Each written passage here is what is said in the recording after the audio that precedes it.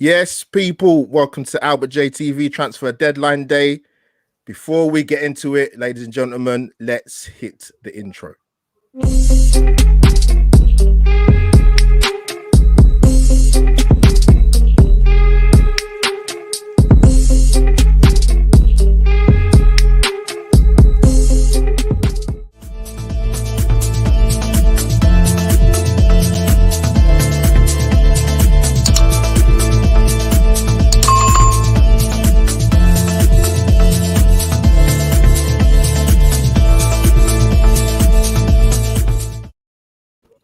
Yes, people, welcome back to Albert JTV Transfer Deadline Day. A lot to talk about. I'm going to be starting with Arsenal and then some other football clubs in between, and I will finish with the beloved Gooners. But before I start, let me introduce my famous Gooners that have joined me today. Anthony, welcome aboard to my channel for the first time. Tell the guys where they can find you, and welcome aboard, my friend. Yeah, thanks so much for having me. And I'm glad I got the memo about the dress code today. Brilliant. Yeah, love it, lads, love it. Yeah, you have to wear the yellow for deadline day. It has to be done. Brilliant. But you can find me Republic of Arsenal. But big shout out, Albert. Been following your stuff, and Dylan be following yours, Gooner Nation as well. So yeah, cheers. Great to be here. No, nice. Guys, please go and subscribe to my fellow Gooners, man. Arsenal community, football community. And there's plenty of other hashtags I will get in before the end of the podcast. But yeah, Dylan, man, I've obviously collabed with you the other night on another Man United fans channel. Good to finally meet you, man. Thanks for coming on. Where can the guys find you? And yeah, welcome aboard, man. No, mate, it's a pleasure. It's weird. I've always seen you around on my timeline, but first time you actually properly worked together. I tell you what, I'm actually jealous of your shirts. I actually prefer that old school one. I got the new one, but old school. But now you'll find me at the Gooner Nation on Twitter, on Instagram. I got a podcast coming up in a couple of days with Brian McGovern, former Arsenal reserves captain. Really interesting guy, man. Honestly, so truthful, so honest, and I've got a lot more coming. So, man, this Arsenal family's been great so far. Let's keep it growing. Looking forward to doing this with you, man. Brilliant. So let's get it started because I haven't got you guys on for long. So yeah, obviously transfer deadline day. What I want to sort of ask you guys, I'm going to start with Dylan first. Come 1st of January this year, realistically, what was your expectations from Arsenal in terms of incomings and outgoings? The minimum, I knew what we were going to do was going to get an attacking midfielder. I didn't care if that was a loan, permanent, or so. That was the priority number one, and we got that sorted out pretty early, so I was happy with that. I'll be honest, I didn't think Ozil was going to go. I thought he was going to see out his contract and stay, or there'll be something where, some dodgy stuff happening. The fact that we've got rid of a lot of wages, man, I'm happy with that. I didn't expect that at the start of the transfer window. Even with Mustafi, didn't expect it. I'm happy. I'm happy that we're getting rid of a bit more deadwood. It'd be nice if we get in a backup left back because it seems like Maitland-Niles is going on loan. I'm happy he's going on loan. He needs first team football. They've done better than I'd expected. I'll tell you that. Brilliant. Yeah, no. It's been a weird transfer window. Before I get my 2 pennies in, Anthony, let me not keep you here. What was your sort of expectations in terms of the business, or what positions in particular were you looking for? Yeah, I think the window so far has definitely surpassed my expectation. I think as an Arsenal fan, a lot of the time we sort of look at the gaps in the squad and we kind of, because the experts that we are, we see kind of holes in the gas, what we would like filled. Now, often we're used to the manager not quite agreeing with us, and we don't get a lot happening when it's coming close to the close of the window. Coming into this one, though, I was saying to myself, if we could prioritise shifting a lot of, as Dylan said, the deadwood, if we prioritise that almost over bringing players in, I would have looked at that as a success. Definitely, I think the business we've done, again, as Dylan pointed out, with Ozil, I thought literally we would have to carry the guy out of the club. I did not see that happening. Even Mustafi looks like he could be gone. He's another Schalke. I didn't expect. Yeah, so him and Kolasinac, so it's a 2-for-1 deal. So I definitely think the club, I seen a bit more of a ruthless streak in the club in this window, terminating contracts. And, we with Arteta, love him, hate him, he has players that he was adamant, these guys aren't part of my future. Now, I felt bad for maybe Socrates. Maybe he was a little bit hard done by. I didn't think he was the worst player in the world, but wasn't part of the plans. the manager was ruthless enough to freeze him out and make it clear to himself, oh, so look, I need you gone. So yeah, I like how it's gone in terms of shifting off a few players, and without taking up too much time, I just think the players we brought in, they've been clever signings. So, you know, I like the direction we've gone this window. Yeah, no, Dylan, I want to get your thoughts on, I mean, there's a couple, I would say, yeah, a couple of the younger players, more so in terms of Willock and Reece Nelson. Reece Nelson, apparently there was rumours earlier today that Valencia was a possibility. It's likely that's not going to happen. What are your thoughts on him staying if a low move is not going to happen? And what's your thoughts quickly on Joe Willock potentially going to Newcastle? I said at the start of the season for Joe Willock, I want to see him going on loan. He's such a raw player, but he's got talent. I think he just needs a run of games. He needs a constant run of games, which he's never had. It'll be good for him going out on loan. I think that's a great move for everyone there. Reece Nelson, I'll be honest, I've been vocal on this, man. He's got talent there, but once again, he doesn't get a chance. He gets one game here and there. He needs a constant run of games to learn from his mistakes, get that better end product. It'll annoy me if we don't use him ahead of Willian a lot more. Willian's had 21 games. He's not done enough. We've got to start giving Reece Nelson a chance now. I was hoping he went out on loan. I'd only be happy if he stays, if he starts playing these Europa League games coming off the bench. If not, we're really wasting him. It's absolutely pointless keeping him if we're not going to play him. Yeah, good. No, good point. So with Reece Nelson, before I come to you quickly, Anthony, about Willock. I've always said with Nelson that to me, he lacks the aggression of a Wilf Zaha.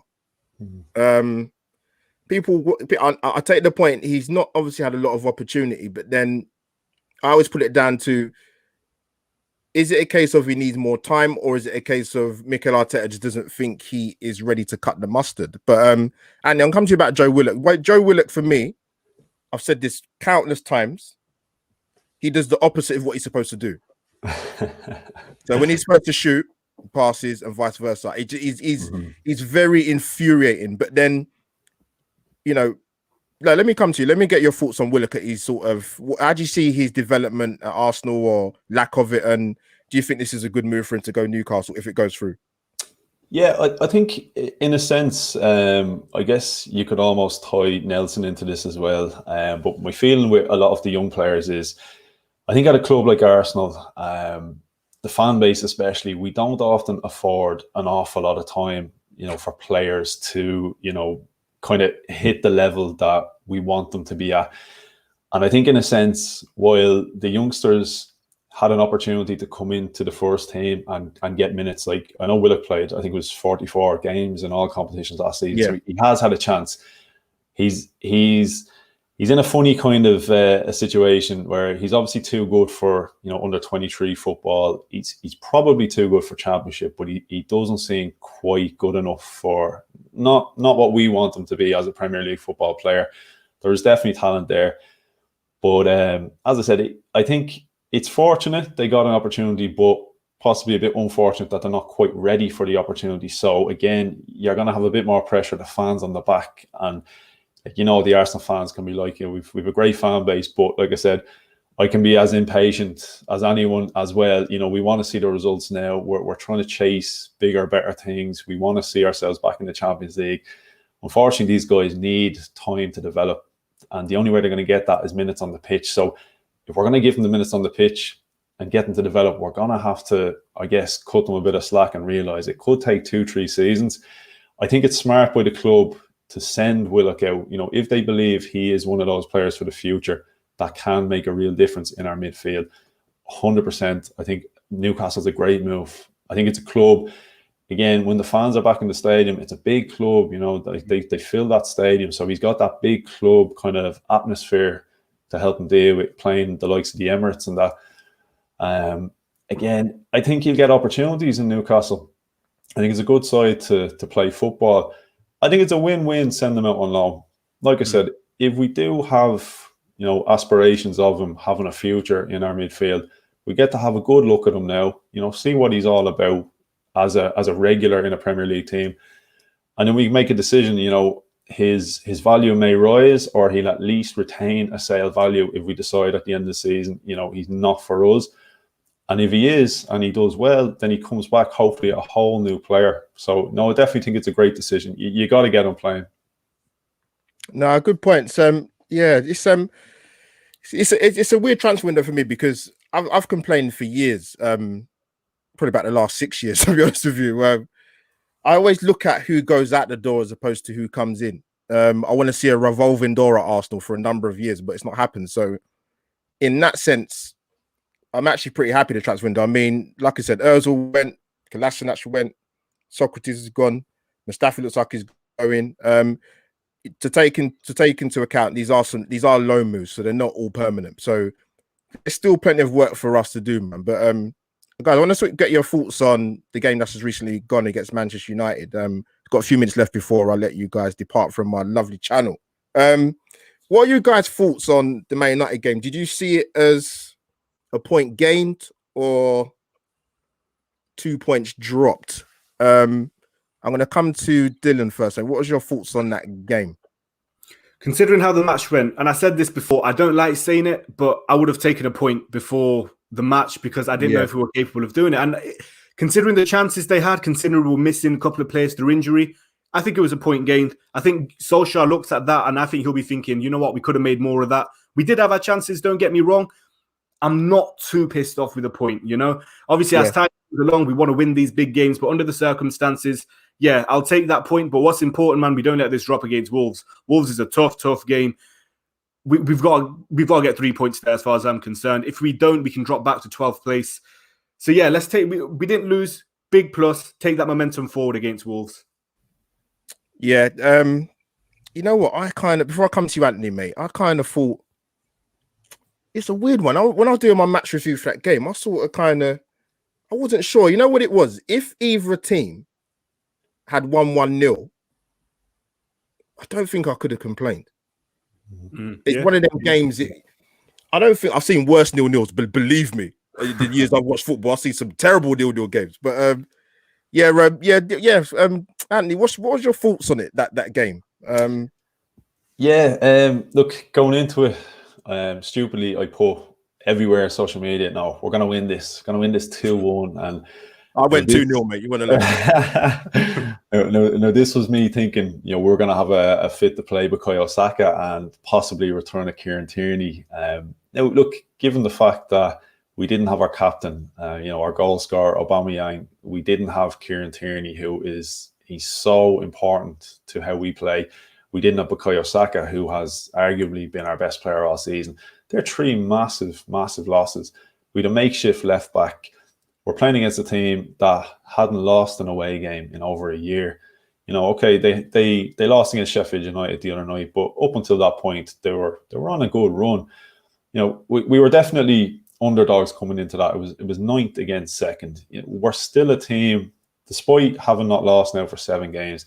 We're still figuring things out. I think we're still trying to find our feet. The inclusion of the young players, like these aren't guys that have been playing, first team football for a long time. We're still trying to gel a team together and a system. So I definitely look at it with hindsight. A point I think is a great result, especially given some of those Cavani misses.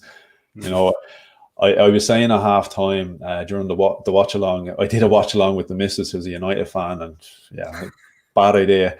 But I was saying to her, you know what, I'll happily take a point the way this game is going. So, I think United may look at it as more so they dropped 2 points given the opportunities they had. But, definitely think it was a good point in the end. A fair result. I don't think any team really overcommitted.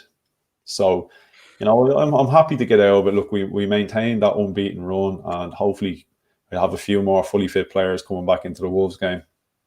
Brilliant. Jess, I have to apologise. This is what happens when you don't... I've sent a link to nearly every single person in the universe. When I check my inbox, I almost collapsed. I apologise. No, it's fine. But I do have a little bit of a gripe with you because I didn't get the memo about the yellow jersey. Oh, sorry. Jess, I apologise. I've got a spare one. I'm gonna mail it to you in the post if you ain't got one already. I do have one. Okay. Next time. Yeah, Jess, I'm gonna keep you on for a little bit. Sorry, that's apologies on my foresight. Jess, I need to say something. Thank you for being the first female representation on my channel since I started in June last year. A round of applause in the chat, please. Come on. Thank you for having me. Thank you. No, I appreciate you coming. Jess, you can stick around a bit longer. Anthony and the Gooner Nation, thank you for your time.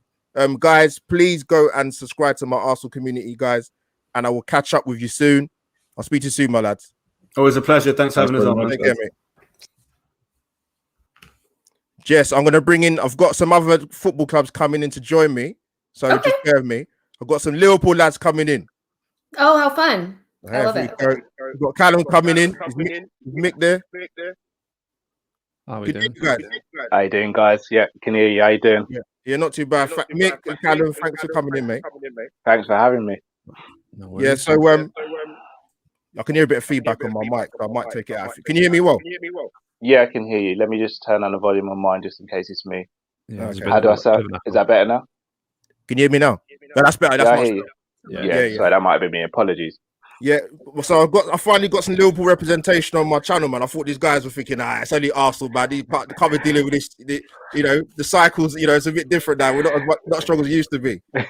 But yeah, Callum and Mike, well, thanks for coming on, man. I wanted to ask you guys, before the start of the season, they say that you should strengthen from a position of strength.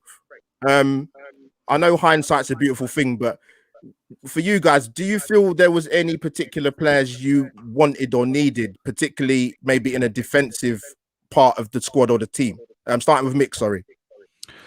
Yeah, it's just been, we've been bad with obviously Van Dijk getting injured and then Gomez getting injured so soon after, and then obviously Matip's made out of glass as well. Albeit when he's fit, he's great, but we've just been dealt a bad hand in that department at centre half. So if we wouldn't have signed someone today, it would have been a bit negligent on Liverpool's behalf going forward, because I mean, Fabinho and Henderson have done well dropping in there, but you can only ask so much of them, and they want to get back to their usual position, centre midfield. So obviously Ben Davies from Preston, who I didn't know about till yesterday half time. I didn't even know that was until the news broke on that one. But and then obviously Kabak looks like that's done as well. So two good signings, and there's a few more names being bandied about, like Carmo as well, I think, from is it Braga? And I'll be surprised if we get 3.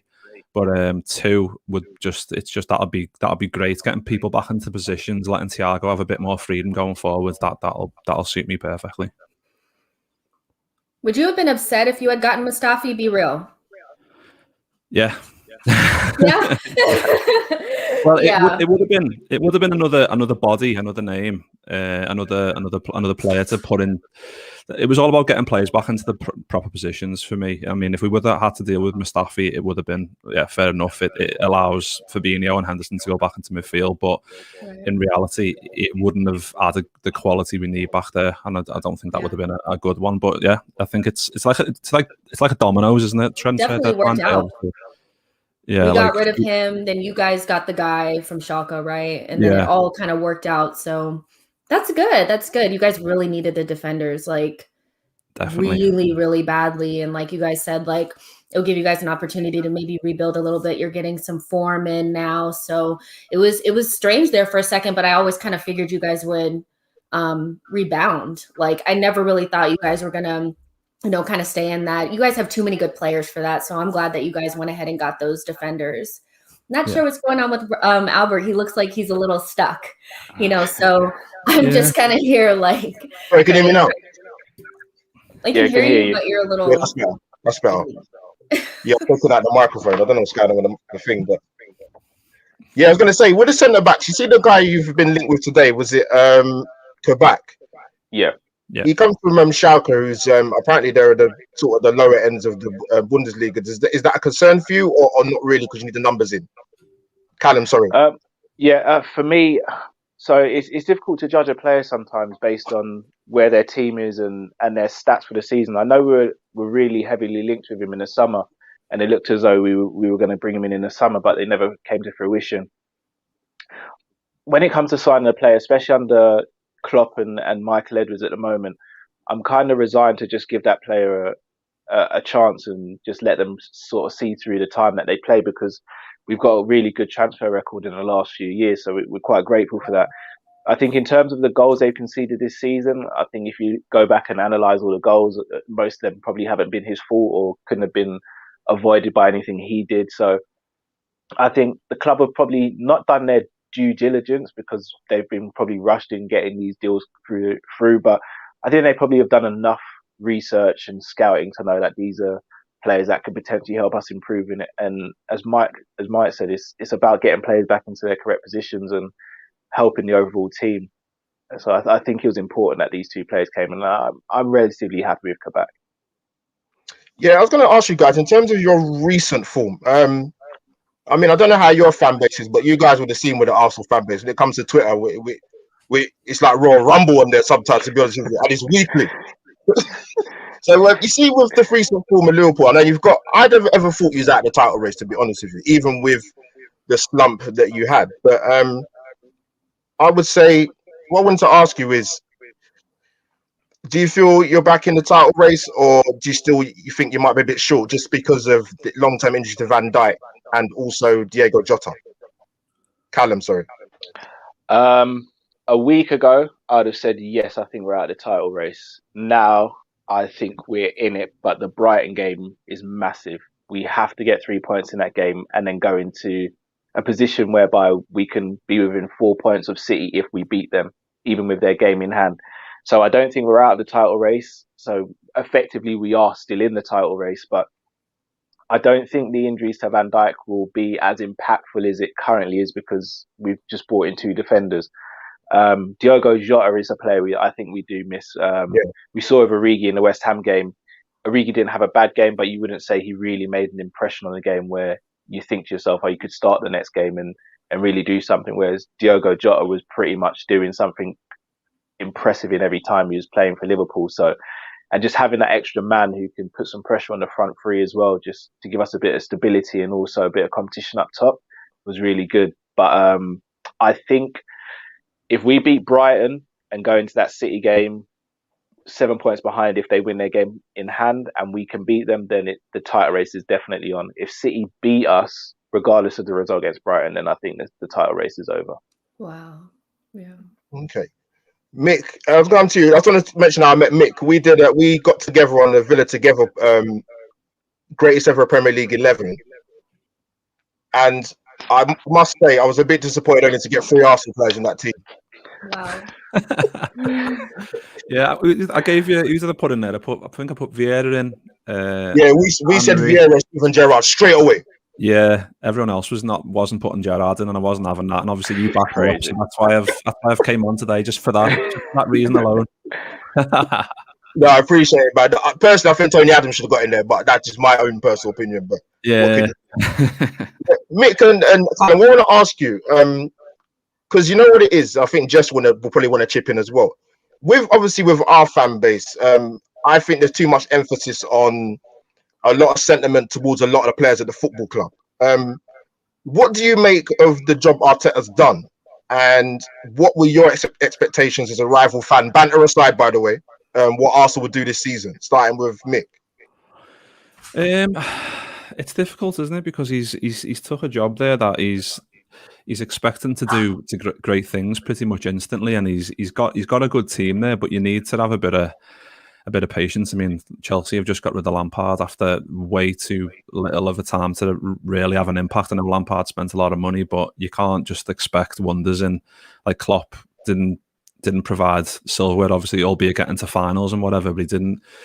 It was a building job, and you've got to just accept that's the case at most teams when you switch managers. If you want to make it work, you've got to stick with them. And yeah, he's 10th in the table. I mean, he's picking up some results here and there, but you've got a good enough squad. And I mean, if you invest a bit more in the summer, which I imagine you will do, then I imagine you'll be back up there again. Because I haven't got a bad word to say about Arsenal. To be honest, I'm not one of those fans that's very rare, mate.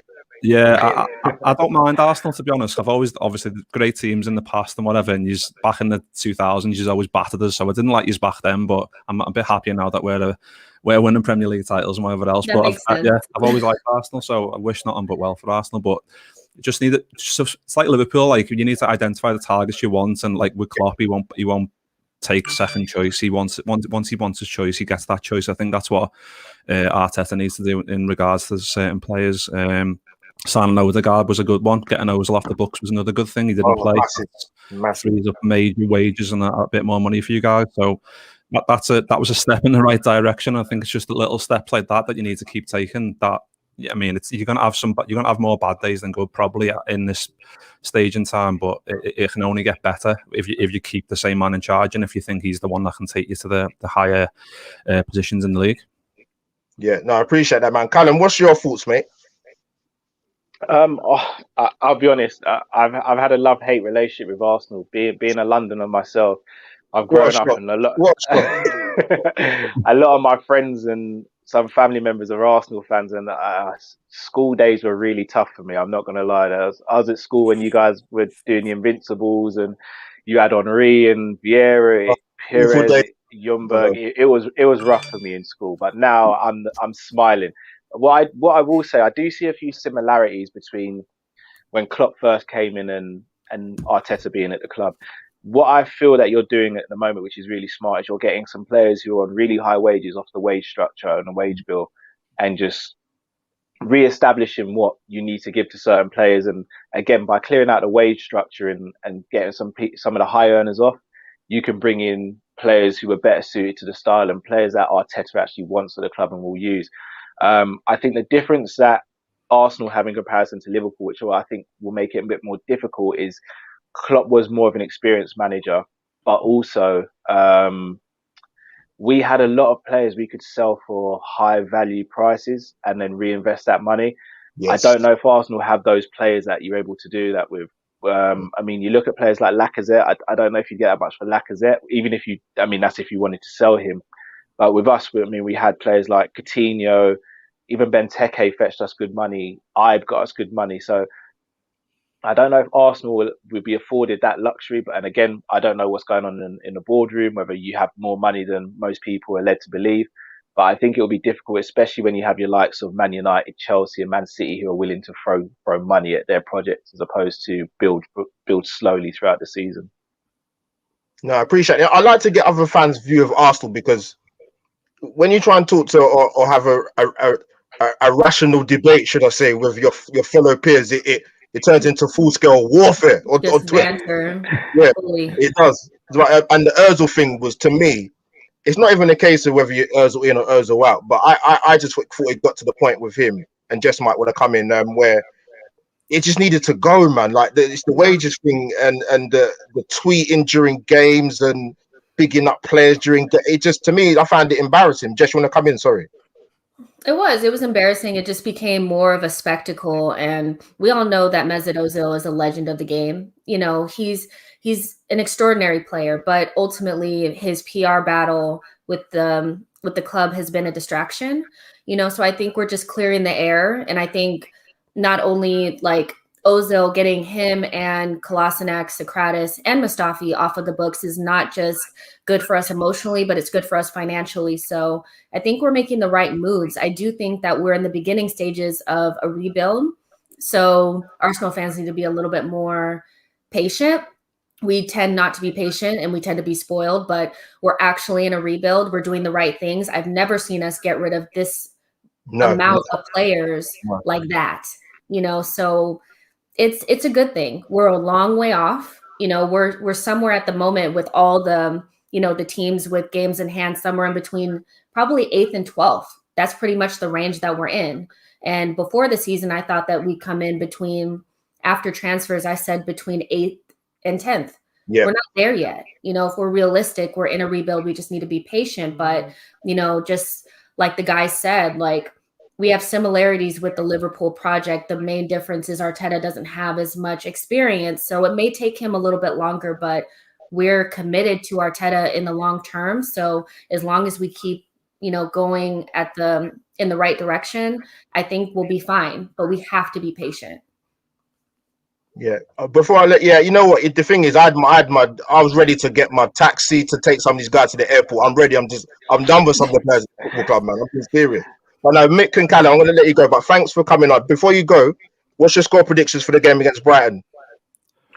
Ooh, there you go, Callum. Told you, mate. See, I'm going to go 2-0 Liverpool. Is it at home, the game, is it? Yeah, home. Yeah, I'm going to go What about 2-0 you, as well. Obviously, they beat Spurs, didn't they? So that's a bit of a worry. But I mean, Well, anyone can beat them, Mick. Spurs Anyone as can well. beat them. Brighton doesn't really score goals, and you guys do. So even if they get one on, I still expect you guys to. I expect you guys to beat them for sure.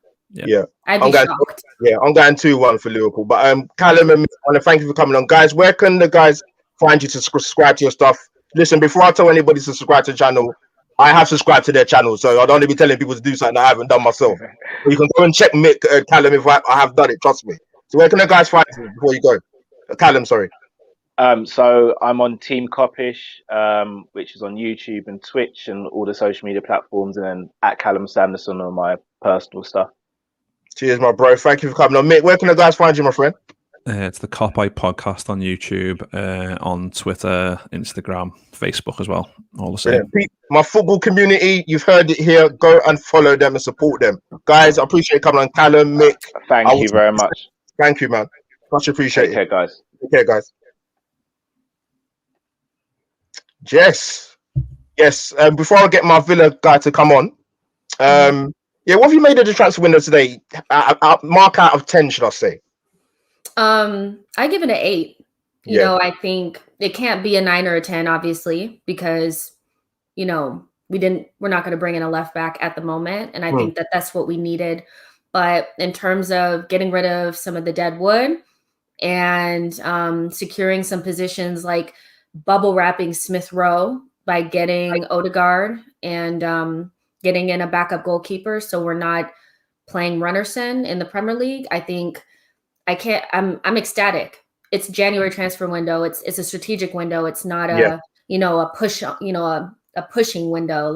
So I think we did good. I would give it an 8. Good job, Edu. The Terminator. Yeah.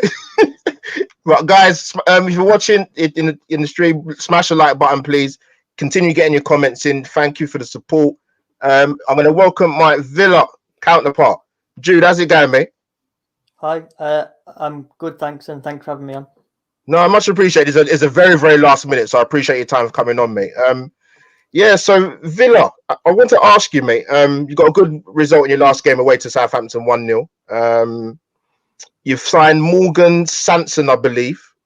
I want to ask you, what do you think he can bring to Villa that you haven't got already, or do you feel he adds just the same as what you might already have in terms of maybe Barkley or Grealish? Yeah, I was surprised when we brought in Sanson, and I think it just shows the progression that Aston Villa are going on at the moment. A player of that caliber. I think back to last January on deadline day, we were signing a Borja Baston from Swansea. So I think that just proves how much we've improved. And he's a player that can offer a lot of options in the midfield. He can play as a number 8, as a number 10. It's very similar to Barkley. So I'm happy with what we've got. And I think what he brings to the squad is he brings competition and he strengthens that bench because we've got a very weak bench, but with the addition of Sanson, it adds that little bit more competition, which is always great, isn't it? No, it is. I was going to ask you, with your start of the season, taking into consideration, staying up on the last day of the season, has it surprised you how well you've done this season, or was you expecting it? What's your feelings about the makeup of the team this year? It's been brilliant. If we go back to the summer window, the signings we made, it was in our first season in the Premier League, it was quantity over quality. This season, it's been quality over quantity. The additions we've made. Emi Martinez, a brilliant addition. Not a bad goalkeeper, is he? No, he's brilliant. I don't know why we've been for the last 10 years or so. Mate, mad. It is mad. It is mad. I know, yeah, and just all over the pitch. Ross Barkley mentioned him, Matty Cash, and just brilliant overall. And the way Dean Smith has transformed Villa this season has just been tremendous. And I think we've got a couple. Well, I think we've got one game in hand at the moment, but we've still got a couple of games to be rescheduled because of COVID. So who knows where this season can take us? Yeah, we've got you. I think it's the week after next. So that's going to be a tough game. Very, very tough game. But what I want to ask you, if you was to give a Villa player of the season now, and not the obvious one, Jack Grealish has been fantastic, but is there anybody you think is a bit of an unsung hero? I can think of a couple personally. I think Cons has been brilliant for you at the back from what I've seen. I think Matty Cash has been a very good addition at right back. But in your opinion, is there any 2 or 3 players of Villa you think, you know what, he's been absolutely exceptional? Yeah, I think I agree with you. I think the defence has been exceptional. Matty Cash at left back, really coming into his own as of late. Exceptional against Southampton. Every Cons and Matty Cash, Emi Martinez. I think he's second in the rankings for clean sheets. And Douglas Luiz as well. He's really improved since the start. He's a really good player. Yeah, he's brilliant. For the price that we got him for in last summer, and we'll have a battle on our hands for City to activate that buyback clause. Jess, I want to ask you a question. Obviously, Grealish would be the most obvious candidate we would love to have at Arsenal. I don't know any Arsenal fan that wouldn't have Jack Grealish at Arsenal, but is there any other Villa players you've seen you think, you know what? He actually would just do a job for us. He would get into our first team ASAP. Is anybody that caught your eye at Villa? Yeah. Definitely Ollie Watkins. I think he's the type of player that Arsenal players would scoff at, or Arsenal fans would scoff at. They just, 100%. He came from the championship. He's nothing. But I watched him at Brentford with Ben Rama and Muembo. I think he's like the other guy on the other side. They were electric. And Ollie Watkins has been nothing but a joy to watch this entire season. So I would take him in a heartbeat. Douglas Luiz, I would take him in a heartbeat. Matty Cash, I would take him over Bellerin in a heartbeat. Konsa, solid. Like, Aston Villa could end up being a problem for a team like Arsenal moving forward, because I'm looking at them and the way that they're recruiting, and I'm like, so smart. And they don't have players tied down on really big contracts like we do. It's going to take us a minute to get to a good solid place. And it just seems like Aston Villa have a true plan to build their team around Jack Grealish, which is going to also help them keep him in the long run as well. As long as they keep building the team around him, I think he likes being in an environment where he's kind of like the number one guy. He seems like that type of character. So as long as they keep building around him, I think Aston Villa might be the new Leicester. I really do. That's refreshing to hear from opposition fans. Yeah. Now you make a good point, and Jude, you might agree with me. Like, I don't know if you know any Arsenal fans, or how active you are on social media, but I've said this for a long time, even before I did YouTube. There's a snobbery amongst the Arsenal fan base when it comes to players that are not fashionable, if it's a top 6 club, or they're not exotic. European name, and it's frowned upon to get people from like I said, not so fashionable clubs. And I think it's a nonsense, because obviously I think if you look at someone like Liverpool, Leicester got James Maddison from Norwich, Andy Robertson from Hull, Wijnaldum from a relegated Newcastle. Just because you don't play for a fashionable club, you can still be a top player at that club.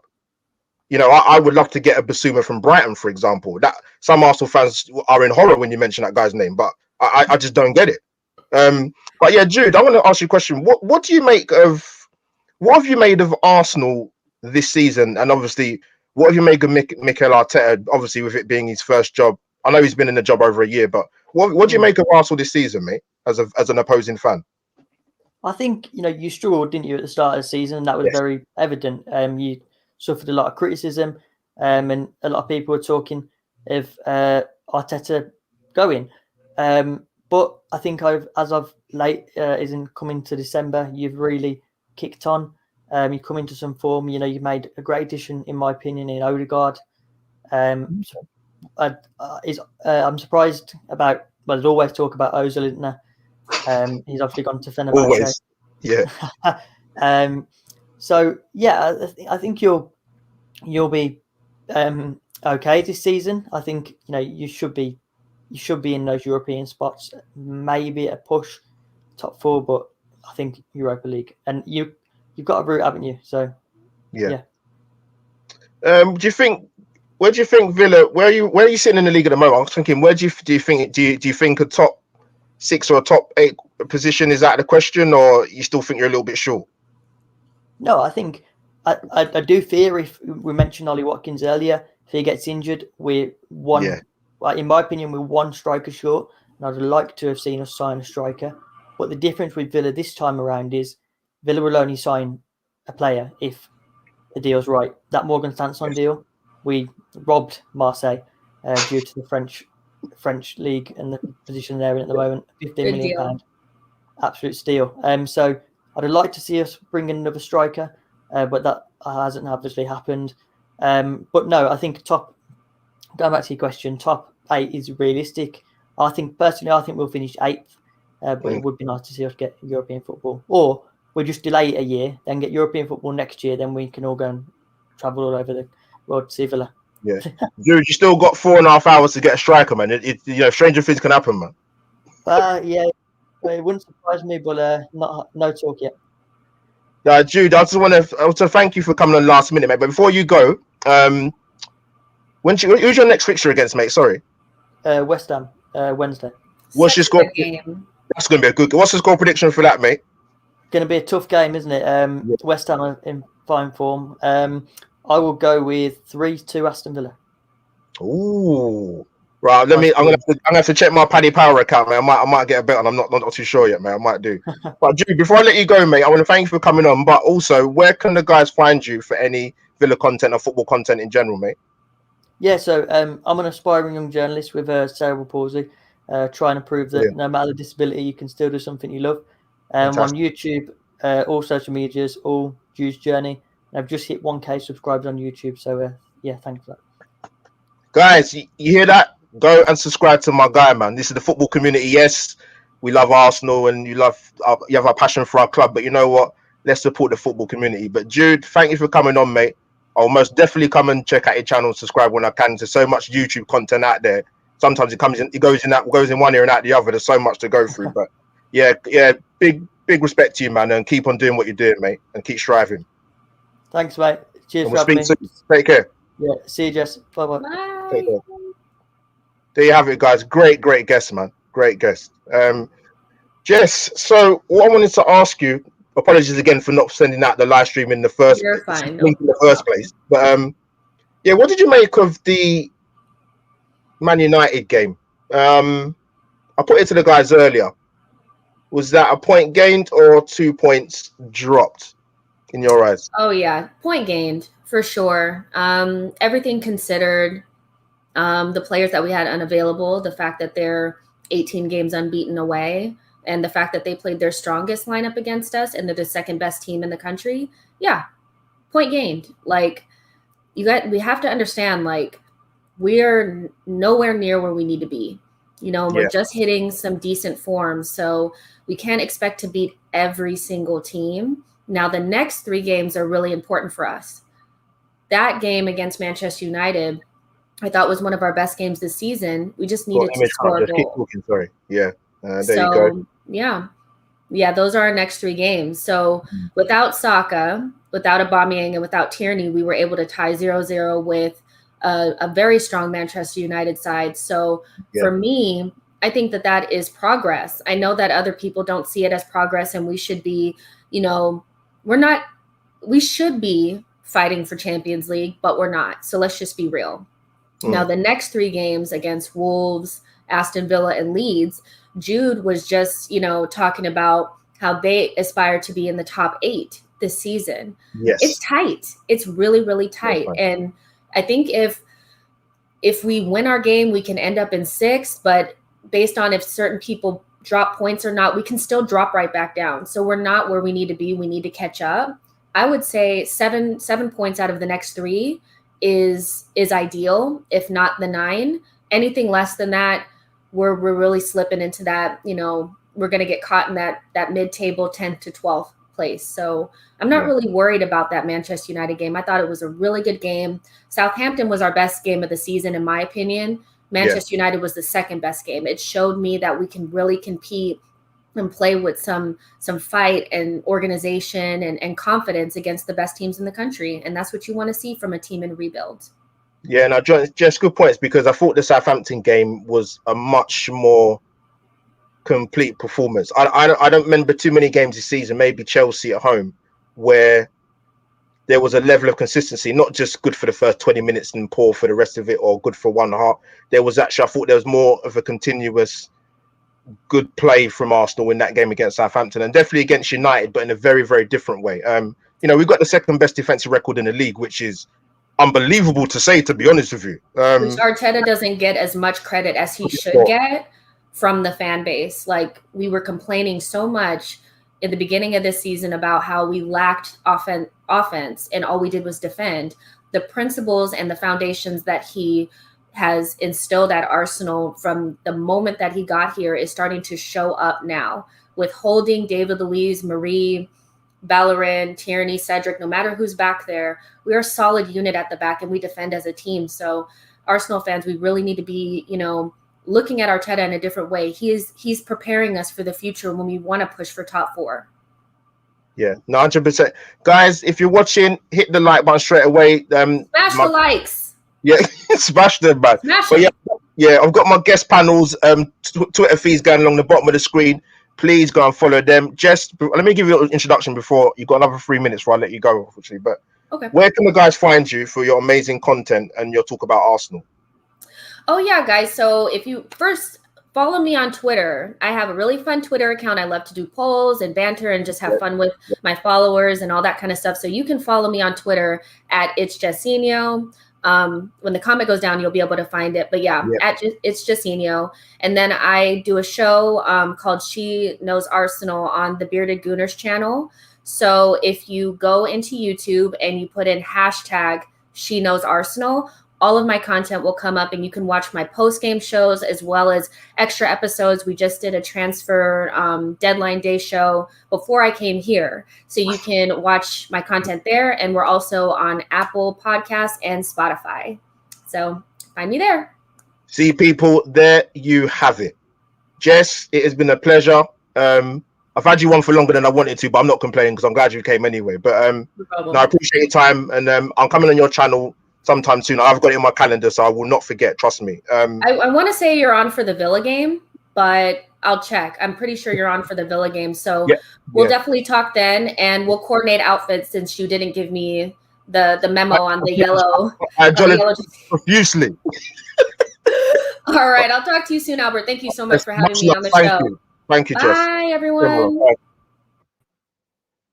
Guys, there is the amazing Jess. Guys, smash the like button, like I said. I have one more guest coming on with me now. I have the Man United connection coming on. Let me add into the stream. We have Dan. Welcome back. Welcome back. Oh, mate, I'm livid.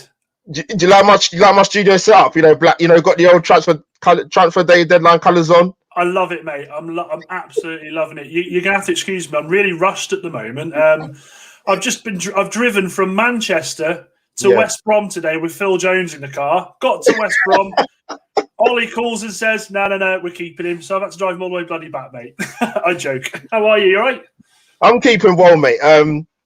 It's going to be a busy stream, man. Bloody hell. I've got a lot of people on, but it's been good. So I've got my Man United perspective on. I think when I spoke to you for the preview, I think we covered it. I'm not sure in terms of transfers. I don't think you was expecting anything major to happen today. I'm quite happy with a couple of the lads going out, to be fair. Quite happy with Mengi going to Derby. He's a great young centre-back who's got a really good future in the game. And I think going to Derby, getting some game time in the Championship, I think it'll be really good for him. He'll be able to beef up a bit down there. And we signed a lad called Palestri in the summer, Uruguayan lad, and he's gone out on loan to Alaves for the rest of the season. So it's good to get them out there playing some first team football. I think the under 23s, I don't really rate the under 23s. I think it should be reserved, to be honest. But so it's not. Look, we're not getting anyone in. I know that they were talking about Edin Dzeko coming in. I did hear that earlier. I thought that made no sense to me. I'm thinking, where's that link come from? I'd much rather give one of the younger lads a chance this season. I really would. There's just no point in bringing a lad in who's, I think he's 33, 34, is he? I don't know. I'm sure he's probably older than Cavani. Oh, must be, mate. He's been around a while, hasn't he? Been around. Yeah. So Jesse Lingard has gone out on loan to West Ham. What did you make of that, mate? Look, at the end of the day, it wasn't working for Lingard at our place. Yeah. I think Lingard's biggest problem was off the field stuff. I know he's had trouble with his mum.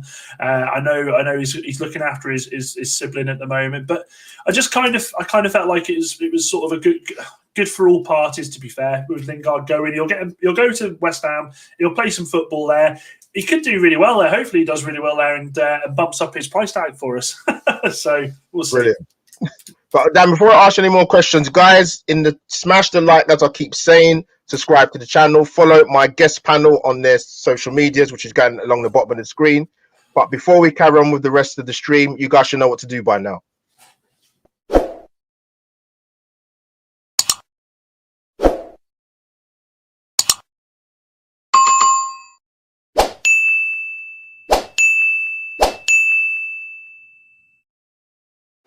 And there you have it, my ladies and gentlemen. So yeah, Dan, I want to ask you obviously about the game just gone by, Arsenal Man United. I actually don't think it was that bad a 0-0 the way some people were making out. I've seen a lot worse, trust me. What did you make of the game as a spectacle, and also what did you make of the game from your point of view as a United fan? Do you know what? The main thing for me, as much as I was very pessimistic when I come on the preview show and said I thought we were going to lose, it was just to not lose the game. Keeping a clean sheet's always a bonus away from home. So yeah, it's just stopping that run of losses. It was a very good weekend for Man United, actually, in the sense of results throughout the table, with Leicester losing, Spurs. Oh my good God, you must be loving the Spurs result yesterday. I know I was. It wasn't bad, mate. It wasn't bad. Oh, it was a madness, wasn't it? It was brilliant. So yeah, it's not been a bad weekend. Cavani could have perhaps put a couple of them away. I think the Lacazette free kick, if that goes in, David De Gea is just a spectator. He literally just watched it, didn't he, as it went. So do you know what? I actually think the game changed when you brought Willian on. I thought Willian played all right, actually. Okay. Yeah, you know what? I said to a couple of my Arsenal guys who started the stream with me, I said, looking at that game, if either team had won 1-0, I actually don't think I actually think that probably would have been fair. I know people said you know it not enough, the teams didn't do enough to win, but they did have chances. Both teams definitely did. I actually thought the Cavani, I actually thought the second chance, I thought it was actually quite a difficult chance, to be honest with you. It's behind him. And he did well to get it on target, because that would have got in if it'd been on target. Hey, mate, how bob on was I with my match prediction of who was playing? Yeah. To the position as well. I sat there, I looked at it, I was like, get me on Sky Sports now. Yeah. You know what? My team was actually spot on until we found out before the start of the game. I was on a preview podcast before the game, and it's mad. It's mad, Dan, because when everyone saw that Saka the score wasn't playing, everyone just felt deflated, mate. I'll be honest, when I saw it, I was just like, oh man. Why was that? Why was it? It was an injury, apparently. It was a sore hip, apparently. Because to be fair, that was the left side. You were brilliant. Luke Shaw was just Luke Shaw again. Luke Shaw had a great game, but I think the thing for us United fans is the Donny van de Beek situation. Like, McTominay goes off, and we're all like, we're like, here we go. On comes Donny. Nope, Martial. Yeah. It's interesting, mate, because when obviously I got the team right bar one, because obviously the change with Saka not starting and Martinelli coming in, but I remember I said in the preview that I don't mind Saka starting on the left before we found out he got injured, as long as there's interchange between him and Pepe. Because if you remember the game last season at the Emirates, Pepe absolutely terrorized Luke Shaw. And he did it again and to be fair, he did it again on Sunday. As good as Luke Shaw's been, but it was. You know what? He's very. What I like about Pepe, we're starting to see more now, is his feet. He's got such quick feet, hasn't he? Yeah, he has. I've got to be honest. I've not really watched him as much as you guys obviously have, but I watched him on Saturday and I thought, Jesus Christ, if he can find consistency, you've got a player and a half there. Yeah. We've had a good in terms of transfer window. We've had a decent transfer window today. It's been a very different one from what we're used to, because we've been playing for many years as Arsenal fans that we look to see who's going out the door as opposed to who's coming in. I agree. We've got a lot going out. Yes, some of them are on loan. I'd rather this be gone permanently, but we're making moves very, very, very, very slowly. I actually worry about Arsenal in the summer transfer, because I can see what Arteta's doing is he's doing quite like Ollie has done. Quietly, just getting rid of players, just getting rid of the deadwood. You know, Socrates is off. You know, there wasn't really much said about that. He's gone. Mustafi's gone today. He's just quietly getting the wage budget back up. And I think, oh God, I can see you having a really good transfer window in the summer. I think you're going to bring like 3 or 4 really, really good players in. You're actually one of my teams I'm going to be keeping an eye on over the summer, because I think he's doing it all the right way. I think he's looking at this season now. Again, also, I would like to say it was just as important for you guys not to lose as it was for us on Saturday. I think you needed to keep that run going, that run of points that you're getting. I think you're in good form, and the teams above you, and us granted, I think there's a lot more football for you to try and claw yourselves back up the table a bit more. So what, are you 3 points behind? Are you 3 points behind City, is it? Yeah, they've got a game in hand, though. I'm not. Yeah. Who's your next game against me? We've got Southampton, I think. Yeah. Ooh, yes. What? How are you feeling about that game? Do you know what, mate? Actually, I'm feeling really confident because we didn't lose against you guys. I think the most important thing was to not lose, just to get something, because, like I've said before, we're so terrible at going on these runs. We can go on these runs where we win and we claw games through, but then we'll go on runs after that. We just hit the floor, and it was just so important not to lose. And I think going into that with Southampton, I think we'll be favourites in that game. We have to be. I mean, Southampton have dropped down to 11th, I think. I mean, I know. They're on a bad run, mate. They are on a bad run, but we'll see, mate. We'll see. I'm confident. I'm confident against Southampton. Yeah. Dan, talking about transfers, right? You've touched on him, but I want to ask you about him. What's happening with Donny van der Beek, mate? I don't know, mate. I mean, I feel so sorry for the guy. He comes in from Ajax, and let's have this right. He's playing week in, week out for a team that got to the Champions League semi-final a couple of years ago. He's playing some fantastic football there. He's brought in, and I don't know what he's got to do. I literally don't know what he's got to do. I think on Saturday, your best chance of giving him something was bringing him on when McTominay comes off. I can just see it now. Ollie turning to Donny and saying, Donny, and Van der Beek's thinking, yep, get warmed up, and he's like, Donny, just tell Martial to get warmed up, mate. He's going on. I don't know what he's got to do. He's an absolutely fantastic player with the ball at his feet. We bring him in against Liverpool. He doesn't perform like everybody expects him to. Well, that's a player who's not in form at the moment. He's not playing week in, week out. You can't chuck someone in against Liverpool. That'd be like chucking me in against Liverpool and expect me to not. I couldn't do it. So I feel for him.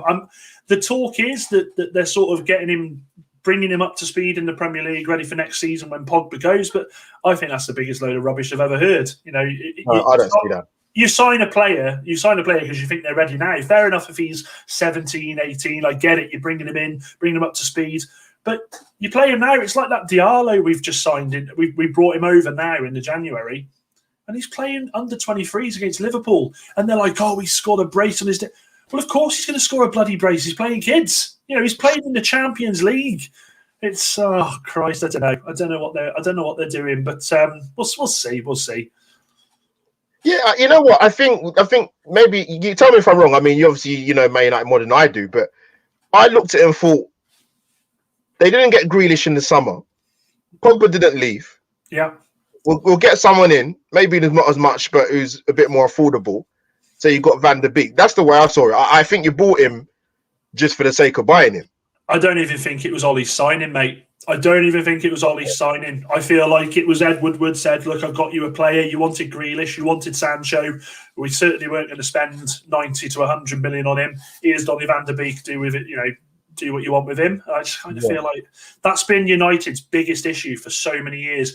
I have this argument all the time. People are like, you've spent millions, and that's fine. You could give me the transfer budget that we've given, and I could go and spend millions, but we're not spending it on the right players. You just the scouting team's all wrong. So I just hope that this summer, they've obviously backed Ollie in the decisions to get rid of Lingard, to get rid of Sanchez, Lukaku. They've backed him in that sense. So if you're backing a manager for his outgoings, you've got to be willing to back him for who he wants to come in. So You know, it's ridiculous. And poor old Phil Jones, who's in the back of my car having a great time. Thought he was on his way to West Brom, and he's on the way back up to the training stand now. And they've come out now and said, Ole Gunnar Solskjaer said he'll be in the Premier League squad of 25. And I'm like, why? I was going to ask you, what's the state of play with him? When was his last game for United, for example? I think it was Burnley.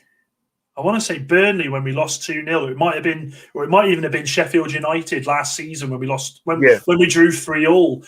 Yeah. I mean, do you know what? I feel for Phil Jones. I do, because I bet he's a lovely bloke, but he's just not a Man United player. And do you know what? One of the most saddening things I've heard a footballer ever say, really, was they said to him apparently in the summer, "You've been here 10 years now. We're going to give you your testimonial." And he said, "I don't want it because no one will turn up." And I feel like, oh man, this is a guy. Yeah. And this is a guy who's in the Premier League with us. And I just feel, do you know what? If you were to pick a player on effort given, Phil Jones would be up there. I mean, you've seen the memes of him. You've seen the one that always sticks in my mind is the Giroud one, when Giroud's through and he's on his hands and knees and he's trying to head it away from his foot. And I'm like, that's what you want in a defender, but he's injury prone. He's just not good enough.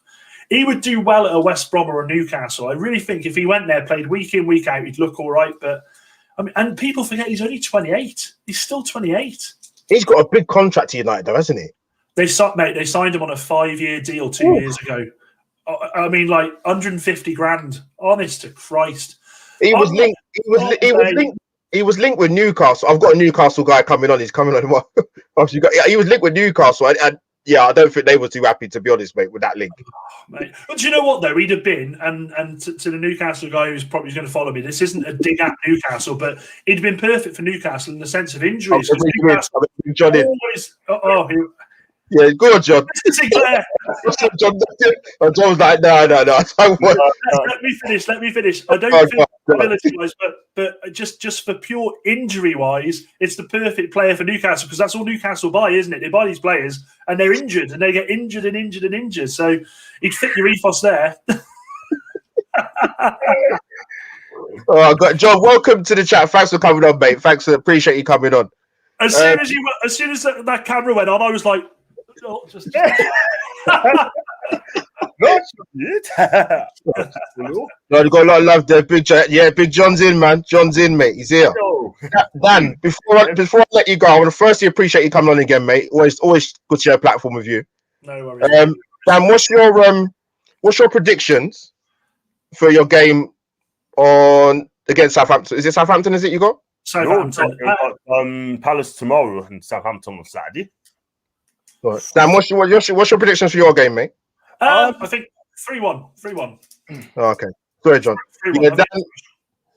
Dan, where can the guys find you on your social media channel, mate? At Football Want. It's all about grassroots with me. I'm a United fan, but I'm also a non-league fan, giving it the voice that it deserves. Come and have a look on there, guys. Be happy to get all of your followers. And just a quick one, Albert, smashing it as well. Fantastic job as always, mate. Really, really appreciate the job you do. And have a great evening, guys. Dan, I will speak to you soon, mate. See you later, guys. See you, John. Take care, mate. You can keep your Phil Jones, sir. I won't tell them. I won't take Tom Jones for it. Right, I've got another fantastic person coming in. Kendall, welcome. Are you good? Good. Kendall, thank you for your time. I've renamed you #AKA Livestream Queen. Oh. I was everywhere at one point. I am slowing down.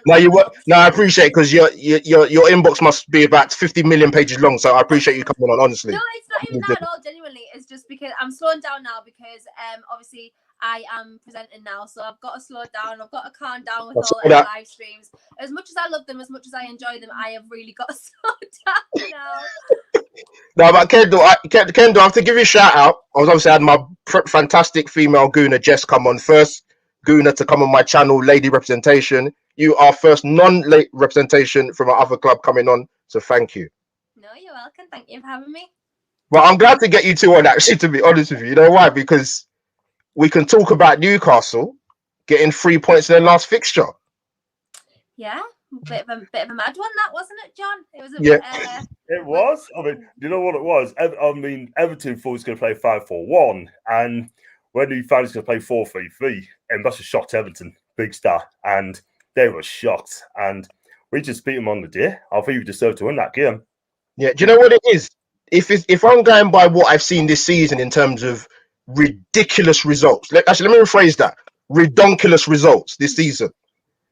I wasn't surprised by that result, even as tough as it's been as you guys are Newcastle fans to watch what you've been seeing week in, week out. So I want to touch base with you guys. Well done on getting the 3 points against Everton. Callum Wilson, quality as usual. Graham Jones, is that a positive for you guys, or you're like, we've got someone else to come and help? It's not much, but what's your feelings about that in terms of the backroom staff? Kendall? Well, at first I just thought it was a strange appointment. I thought like the dugout was literally going to be like sardines. There was going to be like 5 assistant managers in there. Like it was just going to be stupid. Obviously CV didn't look overly great for like Premier League experience in terms of where he'd coached, because he was at Everton with Martinez, and then obviously Martinez got sacked. So post obviously the Belgium job, that was the first time since that job that he'd never been coaching with Martinez. So it seemed a bit of a weird one at first. Why not just, pay Steve Bruce off? Because I think his payout is about 1.5 mil. Really? Oh, okay. Yeah. So well, as far as I'm aware, so I just thought, why not pay him off and get a new manager in if that's what you need. But then obviously the second half against Leeds, Graham Jones was at the game, and he apparently went in the dressing room at half time.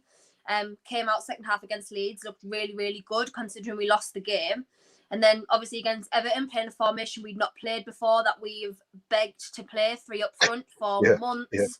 And it obviously paid off, did really, really well. Everton weren't on the right game, I must admit, but it wasn't because they weren't good that we won. We won because for the first time in months, because we actually played well, which is really, really surprising. Okay, cool. John, I want to ask you something. Because when I sort of saw the bits of the game against, in between Saturday chores and watching the football, I heard some of the stats in the game. They're saying that, was it Newcastle? Was it 4 goals at the time, 3 goals in 10? Was it worst start or worst run of games since the start of the century? I almost fell off my chair when I heard that. That's a century.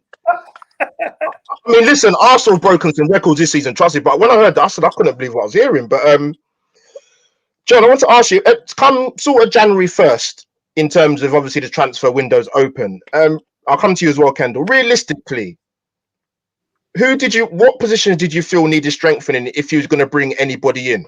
Starting with John, sorry. Definitely midfield. I mean, someone's going to have to pierce in midfield with legs, and someone's going to create. Because for me, John Joe Shelby, I mean, he used to be good on the steer, but I just don't think he's there anymore. But I think he did okay Saturday. Do you agree with that, Kendall? I think he did well Saturday. Yeah, I agree.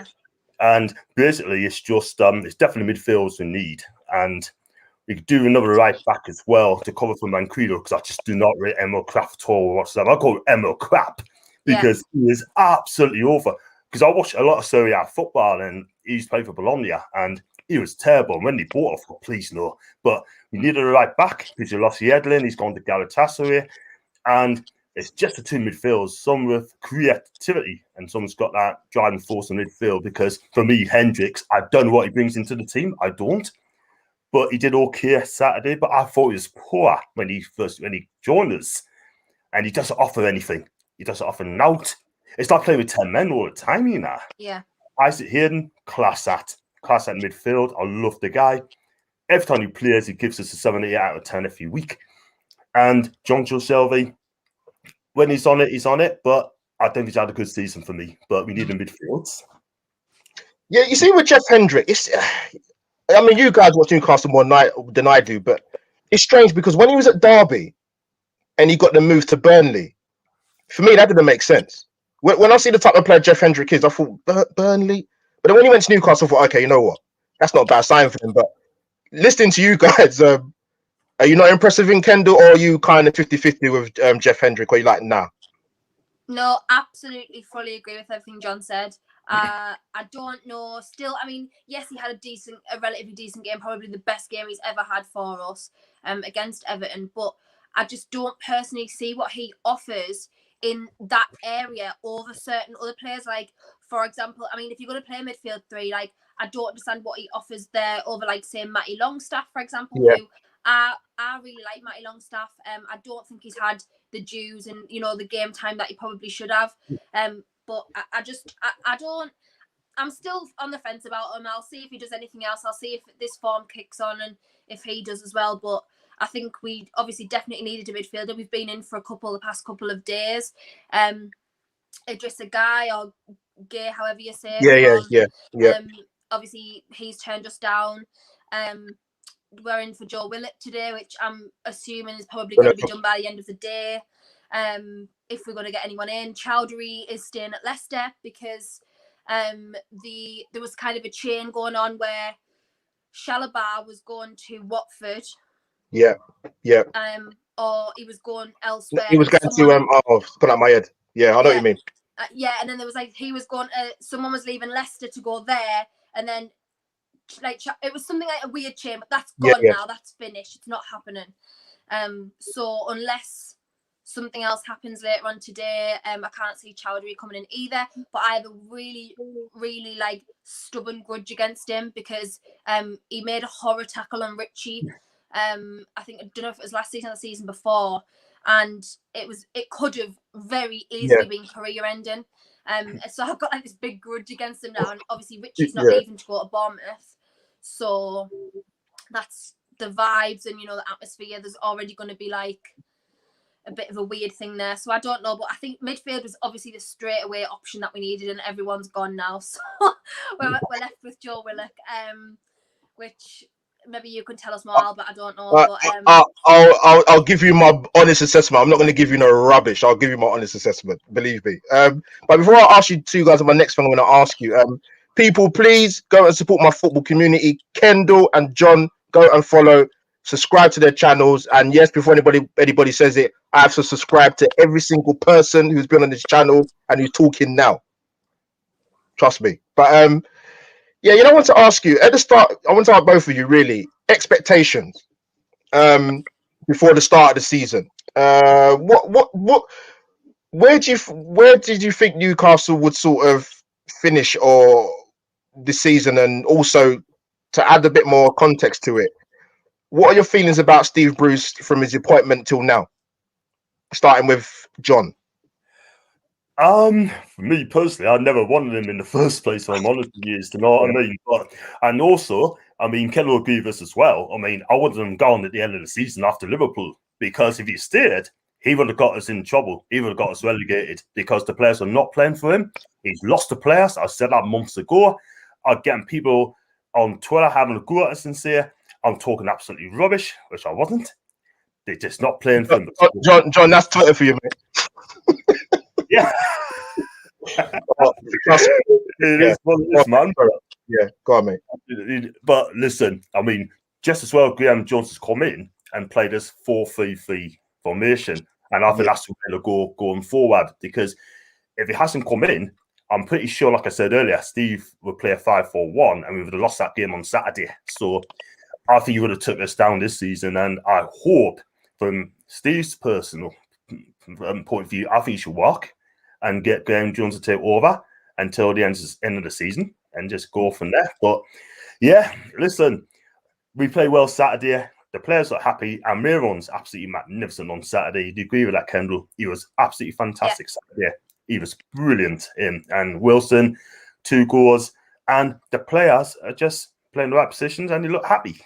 And that's what I want from them. Yeah, sorry, John. With Miron, like I said, I don't see Newcastle look, but he's one player I look at and think, you know what? This is someone that could do bits at Newcastle, you know. Is it a case of he's not been given an opportunity, or he's being used sparingly, or Steve Bruce doesn't have faith in him? Where does it sit with you, Kendall, with Almiron in particular? So at the beginning of the season, he wasn't getting played and everyone was kicking off because we were like, why? He's one of our most decent quality players. He was just sitting on the bench, and, you know, Steve Bruce was kind of preferring Joe Linton over him, or even playing Hendrick on the wing at the time, Jacob Murphy. Like, he was just preferring everybody else over Almiron, which was a very, very strange thing for me. And in the summer, obviously, as pretty much everyone who follows me knows, Atletico are my second team. So Yes. there was massive interest from them for Almiron. And at the time, I didn't actually mind because I thought, oh, well, I'll at least still get to watch him and, you know, like, he'll probably improve in La Liga. But obviously, he's coming to his own again now. He is every single game. He is the hardest worker on the pitch. He covers miles. He's always in the game. And when he wasn't getting played and he started coming back and all the players' heads went down, his went down, and it was such a surprise because he is the smiliest, like, happiest bloke like you'll ever see. I've met him on several occasions and he's just lovely, and it was sad to see. But now, obviously, he's coming back on his own. If that front three stays the same, or sort of Fraser and Maximin are kind of interchangeable, I think he'll excel again, and I'll be really, really happy about it. Right, that ties me in with this question. I was going to bring it anyway, but my boy Arsenal Ross has come to it. Right, so transfers. Kendall, I think I spoke to you last week. You said that you wasn't really expecting much in terms of transfers, but 2 words: Joe Willock. Excited, unsure, not flattered. I'm going to start with Kendall first. Go on, Kendall. Get your words in. I have, obviously, as people have probably seen, I asked on Twitter this morning when this was all happening. I saw that. Yeah.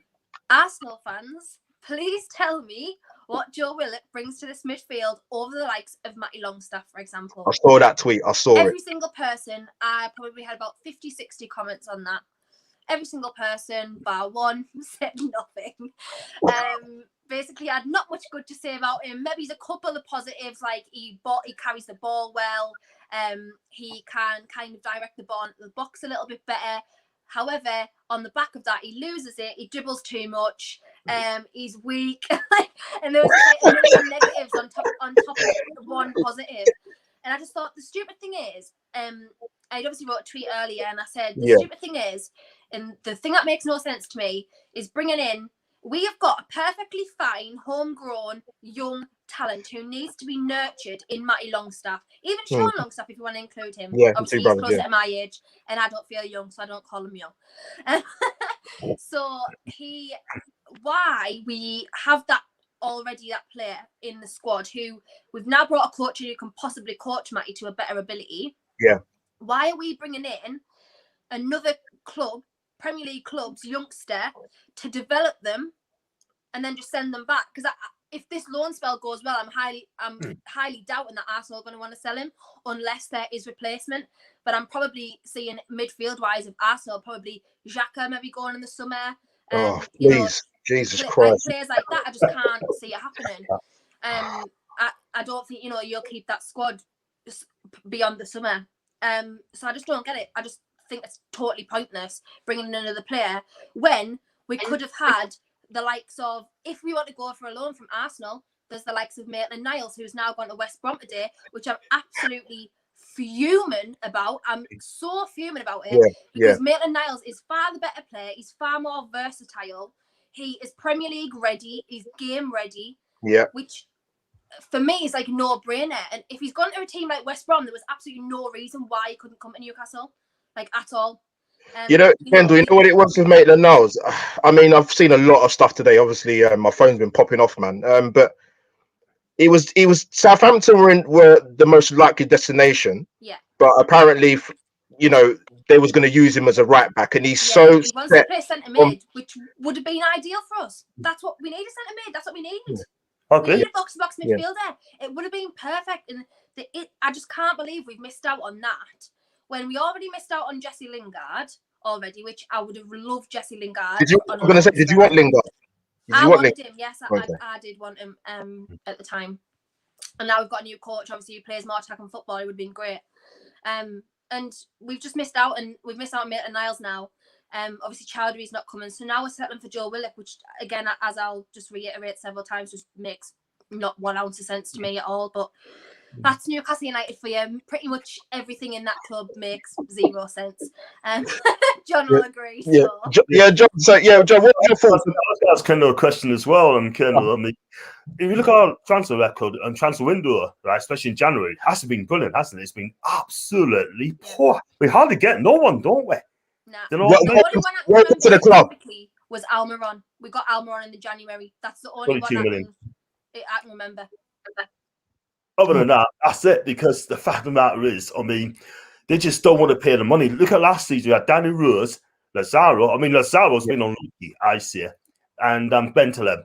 Rose and Bentaleb were absolutely shocking. You know what it is, right? They used us, right, as pre-season training. They used us, our club, pre-season training, and get us off to back to the normal clubs. What did the benefit? Nout. Yeah, I agree with that. Cheers, Tony. Guys, before I let you go, first I want to thank you for coming on. You amazing Toonami. Thank you very much for coming on my channel. I appreciate it, because I'm sure you get inundated with requests. So to show me your time, it's very appreciated. But before I let you go, where can the guys find you on your social media or your channels? I've got it along the bottom of the screen, but where can the guys find you, my people? John?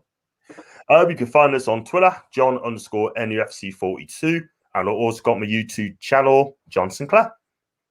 Kendall, live stream queen, tell us where you can find you, man. You can find me on Kendall Rowan pretty much on every platform. So YouTube, my channel is just Kendall Rowan, Twitter, Instagram, and also I present on the Football Terrace as well, Fridays at 9 p.m. John, Kendall, keep smashing it. Before I let you go, what's your score predictions for your next game against? Who's it against? Crystal Palace. Ooh.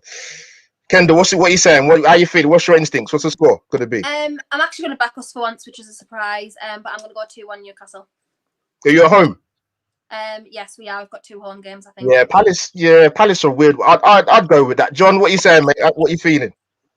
I'm going to go 1-0 to us. 1-0. Ooh, 1-0.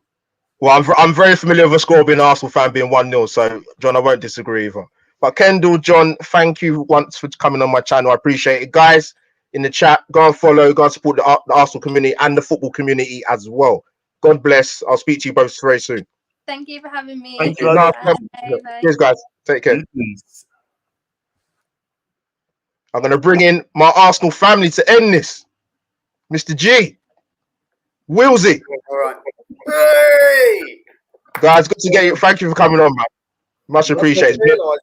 It's been a long old show. 1 hour and 21 minutes, man. I didn't realise I'd be surrounded by absolute class. I'm sure I sent Mel. I don't know. I think Mel he might have messaged me. I'm not sure, but I think I know he's got to go on Richard's channel, so he might not make it. I'm not sure. But yeah, guys, so much to talk about, man. Joel, Ryan, transfer window. A very unusual one by Arsenal standards in the sense of more going outs or more outgoing, should I say, which was much needed. What did you make of what have you made of the transfer deadline day today from what you've seen? Are you happy with the players that have gone? Starting with Joel. Yeah, personally, I think Maitland-Niles going to West Brom is a pretty good move because he will get football. Joe Willock to Newcastle has pretty much just been done now, isn't it? So someone put that in the chat. Yes. I was just listening to the Geordies there, and they're not happy about it, are they? But then, to be fair, in their sort of hour of need, which is what they're pretty much in at the moment, Joe Willock's not really going to ignite the stage, is he? No. Where Maitland-Niles might have been a better fit at Newcastle with what they need. So I can see why they're upset. But at the same time, I hope it works out for Joe. But yeah, I think, brilliant is Mustafi been official now? Is that all done and dusted? I'm not sure. The last time I saw a while ago, it was imminent. So that was about a couple of hours ago, mate, to be honest. Well, so I bloody hope so, to be honest. I'm not going to, he's been quite hesitant over it because even his dad came out, didn't he, the other day and said that, he's not going anywhere. He's going to see out the contract. And, we kind of had this with Ozil as well, that Ozil, was going to see out his contract. So I think it's good business by the club, personally. Yeah. Yeah, I'm quite happy. It's just the fact we could have done with bringing someone in, but there's still time. So we shall see. Well, Joe, we've got now 3.5 hours. I'm not sure, man. Unless a left back's going to turn up in the Emirates tonight. I don't know. That's the only position that would be a potential incoming. But I think looking at it from the outside, I think Arsenal will probably pursue that in the summer. I know who I would want in, but whether that actually happens, I'll come on to it. But the thing with Willock, Ryan, before I come to you is, I don't understand why only now we're sending this guy out on loan. To me, it makes no sense. I'm not really too fussed where he goes. But even we heard earlier that the reason why the Southampton were basically saying, look, if he's not interested in coming here and playing at right back, well, then you know what? We're not really particularly interested. And he's got his heart set on playing in midfield. Ryan, do you think it's a case of he should just go out and go out on loan and get football? Or do you agree with him personally that he doesn't want to particularly go to a club where he's not going to play centrally? What's your feelings on that? Ooh, I mean, when you think about it, well, who's this, Willock? Yes. They want Willock to play right back. I think Southampton, that was the thing. Yeah. I think that's the impression that he kind of got. Yeah. I thought that might have been Maitland-Niles before the whole West Brom situation, but fair enough. Well, I think for Joe Willock, I agree with you. You know, he should have went out on loan from long time the summer. Yeah, absolutely. You know, but I think they cocked it up because they couldn't get Owar over the line. I think that's why they kind of was hesitant to even send him out on loan. But that's Arsenal for you. But he needs football. It's as simple as that. If you want to progress in your career, whether it's at Arsenal or not, as a footballer, you need to go out there and get some minutes. There's no guarantee you're going to get any more minutes in the Europa League, where we got tough fixtures like Benfica, and the Premier League. Let's think about it. Like, we got Odegaard on loan. Smith Rosen is in a very good form at the minute. I mean, Partey's there. Xhaka's trying to do something. I mean, it's limited. It's going to be limited. Do you know what I'm saying? So for me, he needs to go out on loan. I've been saying it for about 2 seasons now, maybe longer. He needs it. Yeah. So yeah, he should really go out on loan, regardless of where you need to play. Yeah, guys, I want to sort of generally ask you in terms of the players that have gone, because I saw a lot of people. Let me sort of rewind it back. So, start of the season, you know, amongst Arsenal fans, you know, what do you give the transfer window out of 10? What did you give at the start of the season? And what do you give the transfer window in January out of 10? Starting with Joel. Oh, thanks. Thanks. Trust me, it's not that difficult a question, believe me. I said, as generally being the positive one that I get slated for, I would say I gave the summer a 7. Which, you know, I think we could have done more, but at the same time, you know, I think we still covered areas quite well that we needed to cover. So I would go with a 7. You know, obviously if we got a Owar, it would have gone up, but you know, 7 is what I would have gone with in the summer. This window, I'd probably sit with a 6. I think. Yeah, go on, mate. Sorry, go on.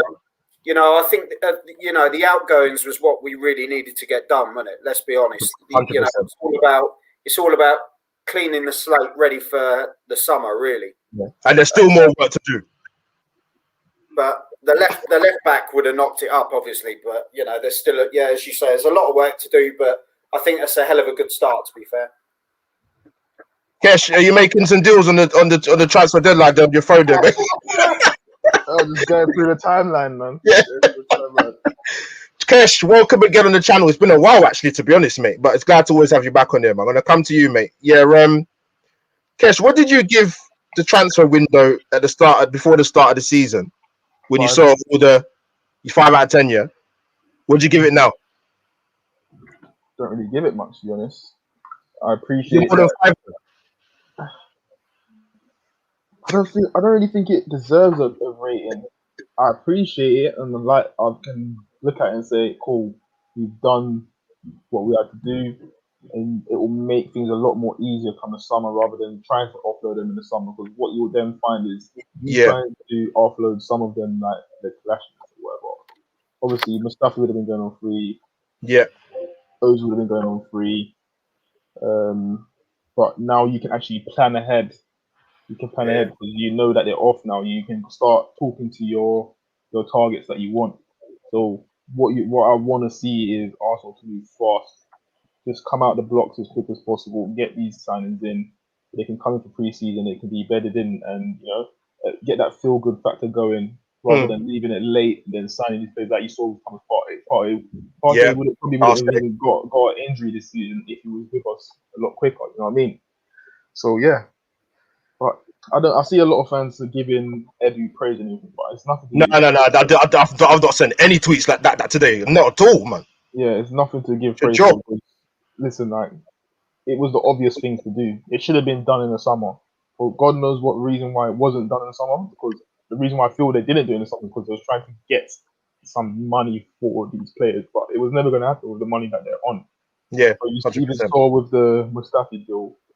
They wanted to get a small fee for him. Then in the end, they just said, it's not even worth it. Because what's going to happen is they're going to long it out, trying to negotiate with Schalke to get money. And then the deal's not going to go through. And then what you're going to find is Mustafi stays. So, yeah, man, I've been saying it for quite a while. And people said I was mad for saying that to let these players go for free. But that's the only solution I can see. Yeah. They're not players with any credibility. No. Where the club's going to come in for them. They're players that clubs are looking at thinking, okay, they can probably do a job for us, but with the sort of money they're on, is it worth it? It's not worth it. No, I agree. Now, Ryan, I want to ask you about. I'm not going to get your rating because I think I probably know what you're probably going to say, but I want to ask you about a particular player so far in recent games. Your thoughts and how well he's done, or do you think there's a long-term future with this guy? Got him on screen now, Rob Holding. I was asked about him yesterday when I went on Harry Simu's show. What have you made of these performances in recent weeks? I'd say over about a 5-6 game period. So that's pretty much after the whole contract sign, right? Yeah. He's been okay. Some games I'd say he looked better than Louise. But I mean, he just looked with Mary, he looked better. So Ryan, let me give you a little bit of context. I'll just chuck you in like that. Sorry, man. So yeah, like people were talking about. I think Gareth Southgate was at the last Arsenal game. If I'm wrong, if I think I'm right or wrong, I think I'm right. I think he was there. He was there. Sorry. Yeah. So do you think it's a case of it's Rob Holding as a centre back, main centre back, and somebody goes with him? Has he transformed his form? Has he transformed his form that well for us to talk about him in that light? Hopefully that makes a bit more sense. Sorry. Nah, for me, he's always going to be the second string centre back. Wow. Okay. That's just my personal opinion. I don't. Yeah. No, that's what I brought you here for, man. Of course. I think he's okay, but it's still a lot that needs to improve. Whether it's going to be our Arsenal or whoever in the future. So for me, he's all right. That's it. I'm just going to be honest. Nothing. Right, my bro. That's why I brought you on here, man. Nothing but honesty, bro. That's why I like you covered on here. Joe, I want to come to you quickly, mate. About Bernd Leno. You know what I'm impressed with him, to give you a bit of context, is that I don't know, when I watch certain games with Arsenal in recent weeks, although you guys might disagree, Kesh and Ryan, but I don't think he's had that much to do. But when called upon, I think he's been brilliant. I don't think he gets enough credit for that save against Manchester United, personally, from Fred. I thought that's a brilliant save. It was a brilliant save. It was. Thank you. It was. And I just don't think, come on, put some respect on this guy's name. We give him credit. We give him stick because he holds onto the ball too long when he gets it defensively and slows down the play. But, Joe, what have you made of Leno? I'll tell you why I'll ask you that, because I think last season, and definitely before he got injured, obviously, and the beginning of this season with the whole Martinez Leno debate, Some people still don't rate Leonard as a goalkeeper. Some. What's your feelings about that? Well, I kind of thought he was number one the whole time, to be fair. Yeah. You know, he got injured, and you know that's what happened. And Martinez had to come in, and he had to cover. That's what he was there for, isn't he? He's there to do the job when Leno's not available. Yeah. But Leno, I agree with you. You know, when he hasn't had loads to do in the last couple of games, but I think that makes him an even better keeper, because if you're tested more, then you're more ready for it. But if something just comes out of nothing when you haven't been doing a lot that game, that's generally when the mistakes are made, because you're not sort of warmed into the game. You're not bought into the game enough. So I think that, you know, the last sort of 5, 6, 7 games, I think he's been quality when he's been called upon. And as you say, that save against Man United, it was class. You know, I don't think a lot of keepers would have got to it. You know, and I think he's really stamped himself back in the mix of the best keepers, to be fair, because when called upon, he's there. So, you know, I rate him. I rate him a lot, and especially when you've got a defence like that in front of you. Yeah. And you know, that's not knocking them, because they have played a better part recently, but you've got to be more on it, haven't you? Yeah. To be fair, you know. So no, but, Frank. No, Joe, I want to ask all you guys a question about Mikel Arteta. Kesh, I'm going to come to you first, mate. Mm-hmm. Is it a case of, do you think he's slowly turning things around with the recent turn of events in terms of results and second best defensive record in the league, but obviously least goals scored, I think, in the top 12, I think it is. What's your thoughts, mate, on Arteta, my friend, taking into consideration those two stats I just mentioned? Where are your thoughts with him? My thoughts was, he's always been a person that I felt deserved time, deserved to put his own ideas on this team, put his own players that he chooses in this team. And I've always felt, I had this gut feeling that if he gets more players that understand the way he wants to play, more players of quality, you'll then start to see better results and better performances churned out from the team. Yeah. It's just unfortunate that we didn't prepare him enough to deal with the rigors of being a rookie manager. Like, you know what I mean? Like, if I'm going into a job and I don't know how to do the job, it's my first day, I expect my employers to give me a written textbook or something that can help me along my way. And I felt better players could have done that for him. What you're now seeing is, and I don't think he gets credit for it, for years we've been this team that conceded a goal of goals, and to be in February and being the second best defensive team in the league, I think you've got to give credit where credit's due for that. That's not an easy feat, especially with these defenders that we all say we don't rate. You know what I mean? You look at the way the team's playing. If you look over the last 3 years, we probably played off that left-hand side a bit too much. You know, Sanchez, everything came from that left-hand side. But now you're seeing a better, well-balanced team that's trying to play on the right, on the left, and through the middle. So you've got to just, even if you want him out and you don't think he's good enough, you've got to be a man. Be a man and admit credit where credit's due. Yes, 100%. There's nothing wrong. You can still want him out. But just face the facts and say, you know what? He's actually doing something well right now. Well done to you. And that's it. Yeah. No, 100%. Yeah. What's it, Ryan? What's your thoughts, mate? Anything you want to add to what Kesha said? And before I come to Joe about Arteta. I think for me, I've been very vocal, and I've not been happy with Arteta, and I've had this thing where it's just like I've always wanted Arsenal to have an experienced manager because of the type of mess we've been in for so long. Yeah. Now, over the last several weeks, I've wanted Arteta. The whole thing is, I want Arteta to prove me wrong. I want to be wrong about him, and I know it's his first real job. And obviously my expectations are high, as hopefully a lot of the fan bases. So far, since probably the Chelsea game, Yes. he has impressed because I felt, certain players needed to be dropped. Certain players can't be trusted. But I just don't want Arteta to fall back in that, like we saw with the FA Cup game, because that really peed me off on what he did in terms of picking certain players that I don't even think should be like third choice. Should be like, the back of the head. You know what I mean? Like, oh, all right, I'll think about you. You know what I mean? So, like Kes said, he's done well. You have to praise him, but I will criticize him still. We're still on my watch in terms of making mistakes. He's still going to be a little naive to certain things, which he needs to learn quicker. Do you know what I mean? If he wants to have a long period and get majority of the fan base back on side of him, then he needs to just be more ruthless with his selections, pick the right players, and just stick to the best tactics that work. Not just go and not fold.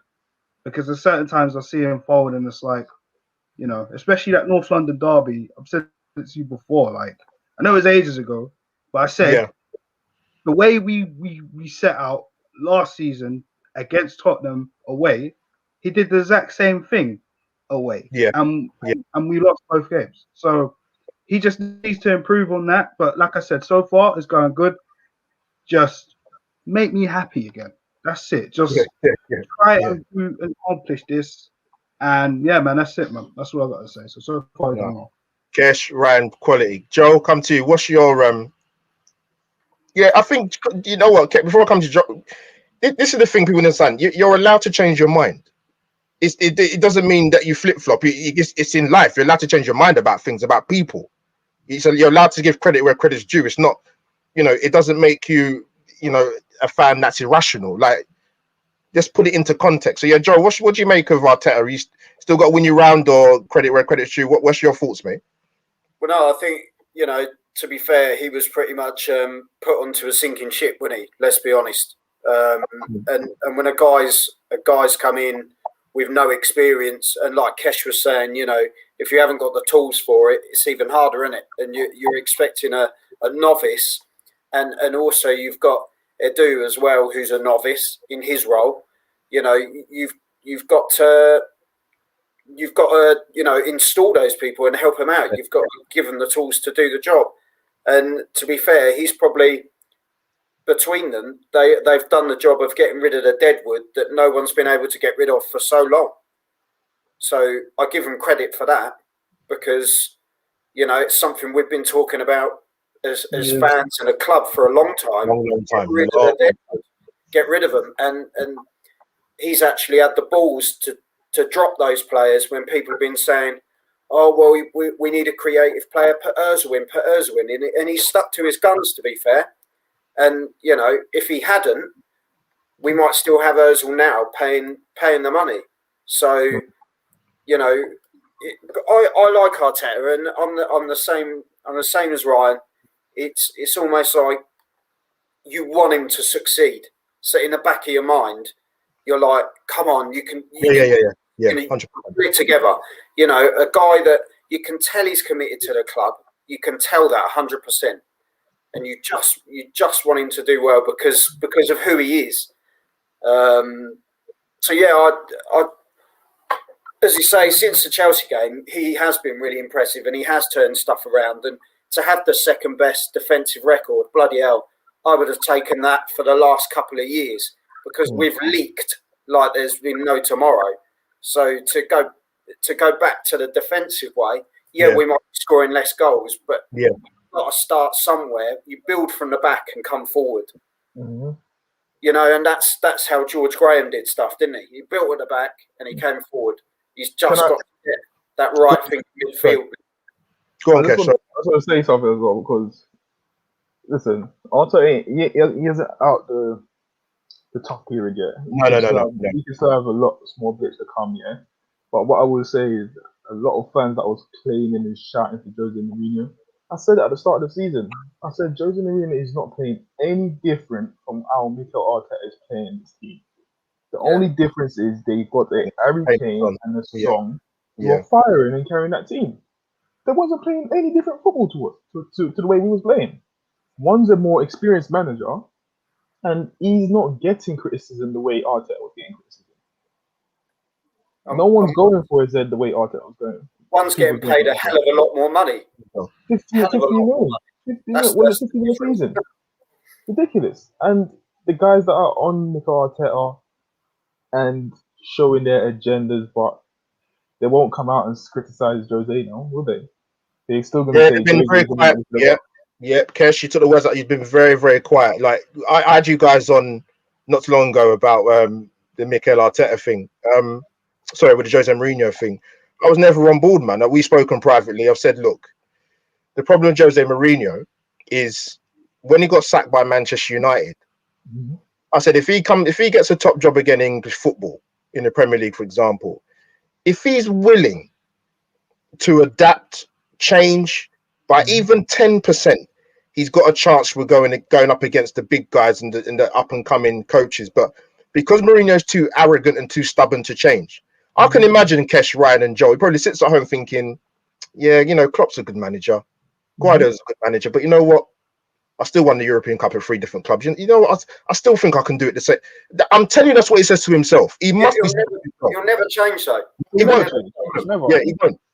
And now you're seeing where, Kesh, you make a good point. I've said it before, where's the Arsenal fans who wanted Mourinho? Where have you been for 4 or 5 weeks? He's very quick to come out of the woodwork when they were top of the league, when you knew deep down for Tottenham it was not sustainable. Listen, he's got a worse point to game ratio than Villas Boas. Yeah. And I think is it Aaron Redknapp? Listen, Jesus Christ. This is what I mean about bias, yeah. This is what I mean about people that they claim that they're very consistent. They're not consistent because our fans, like I'm not going to mention names. No. We'll be saying about, Lampard, he's got the worst win ratio out of all the Chelsea managers. Why is it any difference when it comes to Jose Mourinho? Why is it any difference when it comes to Arteta? But because you've got your own personal vendetta against the manager, you're going to hide now. And you're not going to call out Jose. It's ridiculous. Absolutely ridiculous. Yeah, it's a good point. Now, guys, thank you for coming. Now, before I get your score predictions for Wolves on Tuesday, I've spoken to you guys, obviously, prior to Ryan and Kesh, and I put in a private chat to Joel. I don't know if you saw it, mate. I want to talk about something before I come to these guys' score predictions, and it's obviously been in the public domain for quite a while in terms of racism, whether it be in football or just social media or whatever. I'm going to give my piece. I'm not going to spend too long on it, but it's something I had to talk about. I can't just sit on here smiling and talking about Arsenal and act like everything's all right, because it's not. But you know, I said when I started YouTube, you know what, I see a lot of people, bigger YouTubers than me, in the thousands or whatever, talk about things other than football, whether it be political, obviously more so racism. And when I watch people's YouTube channels, I do check comments, you know, because I want to see what people are saying. And they're very quick to just keep it to football, don't talk about race. And I never agreed with that, even before I started YouTube. And I said, you know what? For the platform that I have, yes, I will say something. If you want to unsubscribe or don't listen, leave the live stream now. It doesn't bother me. If I lose subscribers, it doesn't really bother me. 10,105 subscribers doesn't bother me. But I mean, obviously, you guys are aware of, I'm not going to go into much detail, but of a live stream that happened recently over recent days where one of my brothers, and I call him that, even though I don't know him personally, but I call him that, one of the brothers who had something racial said against him. And you know what? It's not great when you hear it amongst footballers and in the public domain, whether it's Roman Sawyers or Rashford or what's his face again? Zabi. Reece James, and Martial, Tuanzebe, all the rest of them. And yes, I will speak about things like this because it's important. I know when I apply for a job and they look at my CV and see my surname, If I've ever been tempted to use my middle name for my surname, I know unconscious bias comes to its head straight away. I know when I sit on the train, certain people will not sit next to me or go and sit in another place in the train. I've been in relationships where I've been in social surroundings and people will not talk to me, will not look at me because of the color of my skin. Facts. It's happened. I could go on and come up with a number of different scenarios. And you know, when I got wind of what I heard a couple of days ago on the live stream, boy, I mean, the first thing that came to my head was, I hope the guy's all right, because, you know, I've experienced racism, but I've not experienced it in such a way on a live stream, on a live platform. That's something else, and it does bother me because I don't want to see my brothers and sisters have to go through that, or what we've gone through for many, many years. And like I said, I have no problem having uncomfortable conversations when it comes to do with racism. I've had some unbelievable conversations with my white work colleagues at work, very frank, very open, very candid. And I've said to them, and they respect me for it, I will make this conversation as uncomfortable if I have to make it. No problem, because you need to understand. So those people that jump on Twitter, jump on Instagram, the ones that tut when they see commercials come on TV, oh, it's about racism again. Let me tell you something. It's my life you're talking about. Period. This ain't a game for us. We're talking about, we're not talking about we deserve more priority. People go, oh, you know what? Yeah, but there's that black presenter on television. No. Are we getting the right opportunities? Personally, no. So yeah, that's sort of my piece. Ryan and Joel and Kesh, all I'm going to ask you in regards to that is, so to the gentleman, Prime, if you're watching, mate, if it gets to you, we've got your back, bro. Period. But yeah, guys, I want to ask you sort of a general question. I don't want to go too much into detail, but when people talk about education, because that's one thing that's thrown around very, very easily. People need to be educated about racism and this and that. When people say that, what's your thoughts and feelings when you hear that? Because for me, I just think you get to a certain age, irrespective of your educational background or your social surroundings, you know right from wrong. Period. So when people talk about education, what's your sort of feelings? I'm going to come to Kesh if any of you guys want to say anything. I'm going to come to Kesh if you want to say, mate. I understand it. Like, I've been there. I've had it once before. Yeah. And I had so much rage at the time. Yeah. I get the stigma of when they say the education part, and I do sort of think of it and think, nah, but you should be educated, that you should know the right from wrong. But then again, I take myself away from it and look at it from a different point of view and think this could be someone who's brought into life, he or she's dad might, or parents, shall I say, or the people that they're around, family, whatever, could put that seed in them that's made them like that, and they don't know the difference from the wrong. That's all they know growing up. Like, they've been brought up like that, and you have to, like, I don't say sympathy, because it shouldn't be a sympathy thing, but then you have to use your common sense and think outside the box and think maybe you do need to sit this person down and actually have a word. And listen, some people do change, some people don't. After you have that word with them. I've read many stories from KKK members who's totally changed, realized that this is not the way, like, and you can't always put everyone in the same box and think that no one can't change. It's something that they've learned throughout their life. Yeah.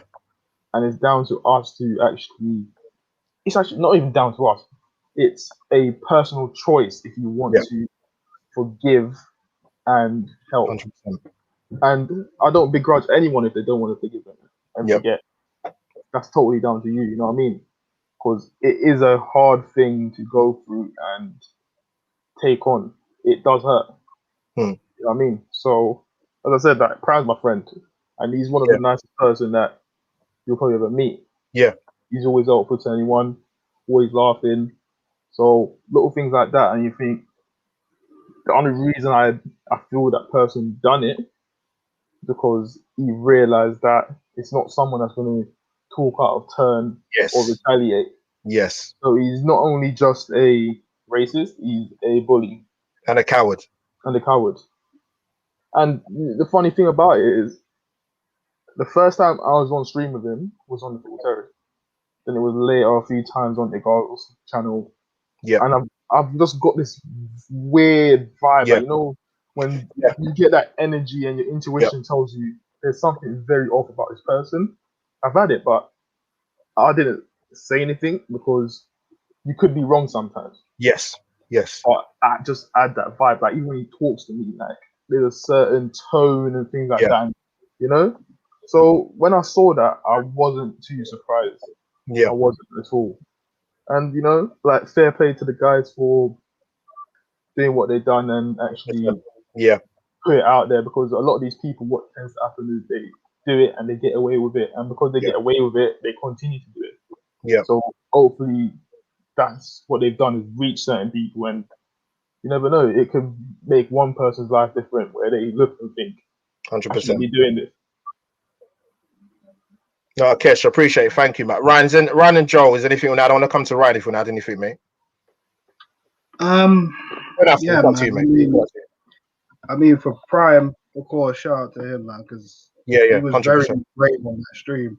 You know, to be able to look at him, because even when I was watching, I was very, very angry, because for me, you know, like I've had this problem before when I was younger, probably about twice from what I can remember.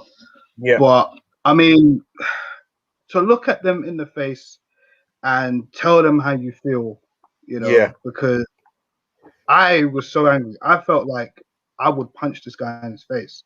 Because it's exactly how I feel. Because we've been through this too many times.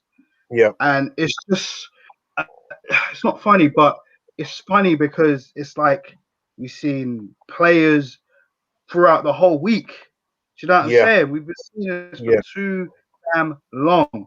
And it's a reoccurring thing. And then this just happens. Yeah. And it's like, for crying out loud. And it's got to the point where it's just like, are we surprised anymore? And then you see people in the comment section, like you said it even earlier, Albert, where you look at the comment section and you see people. Yeah, I pay attention to it. Can we not talk about this? Can we talk about football? Yeah. Why don't you want to talk about it? Yeah. 100%. Are you hiding something? I mean, it's a very sensitive topic, but you must be hiding something if you don't want to talk about it. That's how I kind of see it. And for me, I hate racism. Like, I hate it. We all go through this, and it pees me off. And back to what I was going to say about Prime, like, when I look at him, I see me. I see my boys. I see my brothers, my family. Like, 100%. Yeah. I felt that because it felt like he was talking to me. Yeah. But at the end of the day, it needs to stop. And we talk about education. I think Kesh touched on it perfectly. Family do this. Family do this. You don't. You're not conceived, and you're racist automatically. Yeah. That shit's 100%. You know what I mean? In school, I don't think it's taught enough. But that's a different conversation we could talk about. But that's just how I feel. It's not taught enough in school for people to understand. You know, I'm just at a loss for words right now. I mean, no, you spoke well enough. Joe, I know I've sort of ambushed. I knew I gave sort of Ryan and Kesh the pre-warning that I was going to sort of talk about this probably about 3 or 4 hours ago. I can't remember now, but because I just wouldn't. Before I come to Joe, I personally, like I said, whether you've got 1 million subscribers or 5, for me, I have a small platform. I'm going to use it. Like I said, I don't have an issue talking about this, and if I have to make people feel uncomfortable, tough shit. So Joe, sorry to ambush you with that. I did message you in a private chat. I don't know if you wanted to sort of add anything or before we go on to the predictions for tomorrow, mate. Like Ryan and Kesh were saying, you know, you're not born with a hateful heart. Yeah. It comes down to how people are around you, the vibe that you're brought up in. And, I was never brought up with that. Because I look at you all as my brothers anyway. We're a family as it is. Yeah. To be fair, I fucking hate racism. I absolutely detest it. Yeah. And the fact that anyone gets any form of abuse absolutely winds me up, because there's no place for it. There's no place for it at all. And especially, I don't look at someone's skin color. I look at human beings, and that's what it comes down to for me. In regards to what Kesh was saying, like with the education, I think there's no harm in sitting down with people and saying, so what are your views? Break that sort of lock with people and say, look, what are your views? Like, I don't understand where that's come from, where that hate's come from, and I think to have those discussions with people can really can make a difference to people. There's going to be people that are just going to go, no, I'll say what I want. Yeah. Fine, but you ain't got nothing to do with me, because I ain't interested in people like that. I've got no interest in those sort of people. You guys have I haven't been doing this very long in this side of things. Yeah. Do you know what? Race, gender, whatever, you've been like the biggest family to me, and I've had the shittest time. I've gone through really tough times, and I just think, hats off to you guys, really. You've helped me out more than anything. So I've got the back of anyone who's doing things the right way. Yeah, no, guys, 100%. Yeah, no, go on, Joe. Sorry, mate. That's how I view it. There's no place for racism at all, on any level at all. Even if you think you're having a bit of a laugh, it's not a laugh to that person. Yeah, you've got to think about what you're saying. People who have got feelings, don't be a dickhead. And I'm 100% with all of you, 100%. No, I appreciate it. Ryan, Kesh, and Joe. All I'll say to finish up on that bit before I ask for your predictions for the game tomorrow is, I've said this to you, Joel, Ryan, and Kesh privately, and I'll say it to anybody even publicly on Twitter. I'll put it. When I started the YouTube thing, one thing that's very clear to me, you won't always get it right. Kesh, you've done millions of live streams of different people, races, whatever. Ryan, you've been doing the YouTube thing for a bit. You'll know who you want to collab with, who you don't want to collab with. Joel, you will come across it very quickly, and you've probably seen it already yourself. Be very, very careful who you collaborate with. I've said it once, and I said it 10,000 times. It's not everybody you let onto your platform. 1,000,000%. True. So guys, sorry, the guys in chat, like I said, this is something for me that I wanted to talk about. When people watch this on Catch Up or Periscope, it's something I'm not going to ever shy away from, because for me, Ryan and Kesh, this is our life you're talking about. This isn't a hobby. It's not a job. Go on, Ryan, mate. One more thing, which is what I don't get, right, in racism in football. Like, even watching, I think it was our game, when we had against Man United, and people were battering Rashford for racist comments and stuff. I'm thinking to myself, hold on, wait. If you allegedly support this team, why are you racially abusing this person? They play for your team. You're supposed to be behind them. I disagree. Though I don't call them fans. They're not Man United fans. I don't call them fans. I see some people tweet and say. I see some people tweet and say, "Oh, Man United fans are racist." No, it's not Man United fans. No. That's not Arsenal fans that are racist. It's not Chelsea fans that are racist. These are individuals that are for themselves. They don't support any of these clubs. They're just racist. There's nothing to do with fans. They're just out and out racist, aren't they? Because it happens like in every sport. I'm I'm a big boxing fan, and they accused Eddie Hearn not long ago of being a racist, and he said, but the first guy I worked with was Anthony Joshua. Yeah.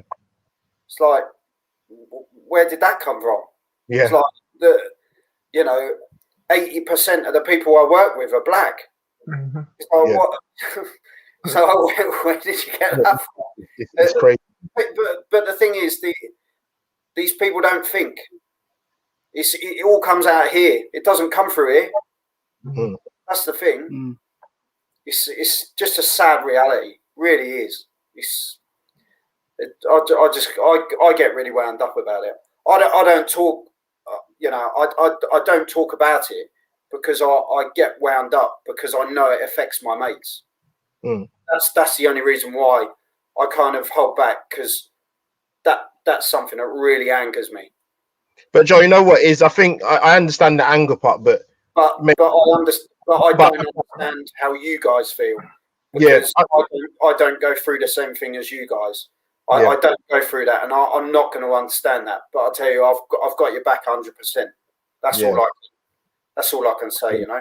Yeah, you know what it is, Kesh, Ryan, and Joel. For me, like I said, I worked with some amazing white work colleagues, past and present, in my retail days.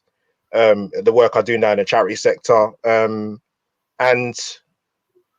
I've had some very, very blunt conversations. They talk about, they ask me, what can I do? And I said, you know what? We've had one of the most synonymous cases in this country with Stephen Lawrence, for example, right? Go and watch that 3-part documentary, then come back and we'll talk about racism. Go if you want a crash course in understanding racism, go and watch that 3-part documentary, and then we can talk again.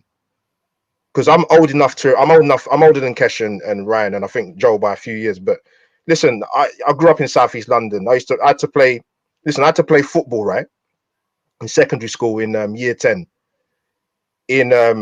And this was only 2 years after Stephen Lawrence got killed, right? This is in Eltham, Southeast London. It's one of the worst. Kesh, I'm telling you, no word of a lie, Joel, Ryan, is the worst racial environment I've ever been involved in. Bro, I know. When I played for Welling, I was always up that side, so I've seen it. Yeah. One of the worst. Kesh, no lie, Joel, Kesh, Ryan, no lie, the hatred in some of the guys, the opposition players' faces, because about one player in my team, we was all black. Mm. And we're going to a notorious area for racism personified. One of the worst experiences I've ever been involved in, ever. And that would never leave me. And that was only a couple of years after Stephen Lawrence. But guys, I'm gonna sort of move on to the predictions. Guys, Joel, Ryan, Kesh, my brothers, thank you, man. It's been something. It's important. We'll never be silent about it. And yeah, it's Well, you shouldn't have to be, mate. You shouldn't have to be. Never. So yeah. But yeah, guys, we've got a big game tomorrow, man. Wolves away. Wolves are out of form. Missing Jimenez 100%. Boy, they're missing him. We're in form, believe it or not. So yeah, score predictions before we wrap up. So I'm gonna come to Ryan first. What are you saying, mate? What are you feeling? What's your thoughts? Well, I'm gonna be actually positive for once. Some people get at me for that. But no, in all seriousness, but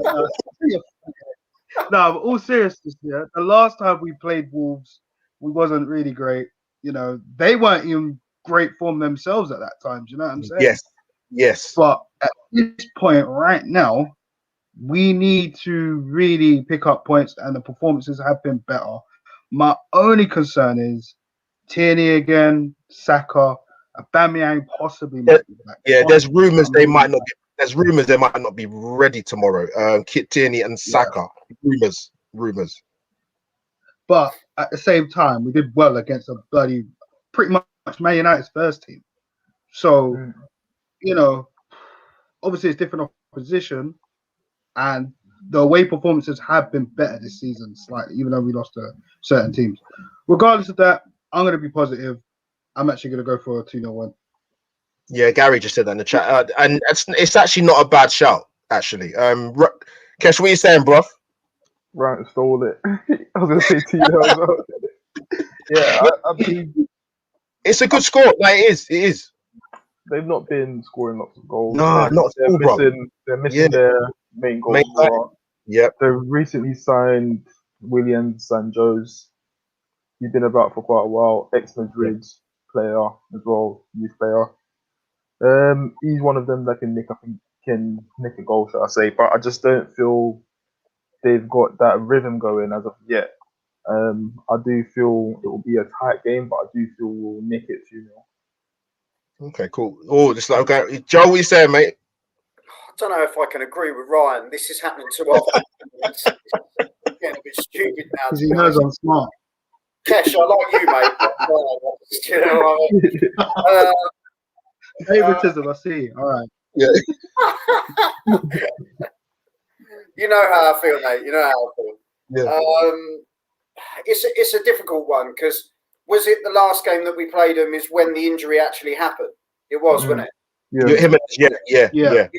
The last game was such a difficult one because when that did happen, everyone was on tender hooks for the rest of the game because A, they were all probably worried about him, and B, they just both teams were impacted, weren't they? They didn't really know how to sort of react after that. So yeah, I think they just don't seem to have much presence coming forward. You know, apart from Traore seems to be warming up a bit now, but he's still very on and off, isn't he? Yeah. I don't think they'll get a goal, to be honest. So I think I'm going to have to agree with Kesh and say 2-0.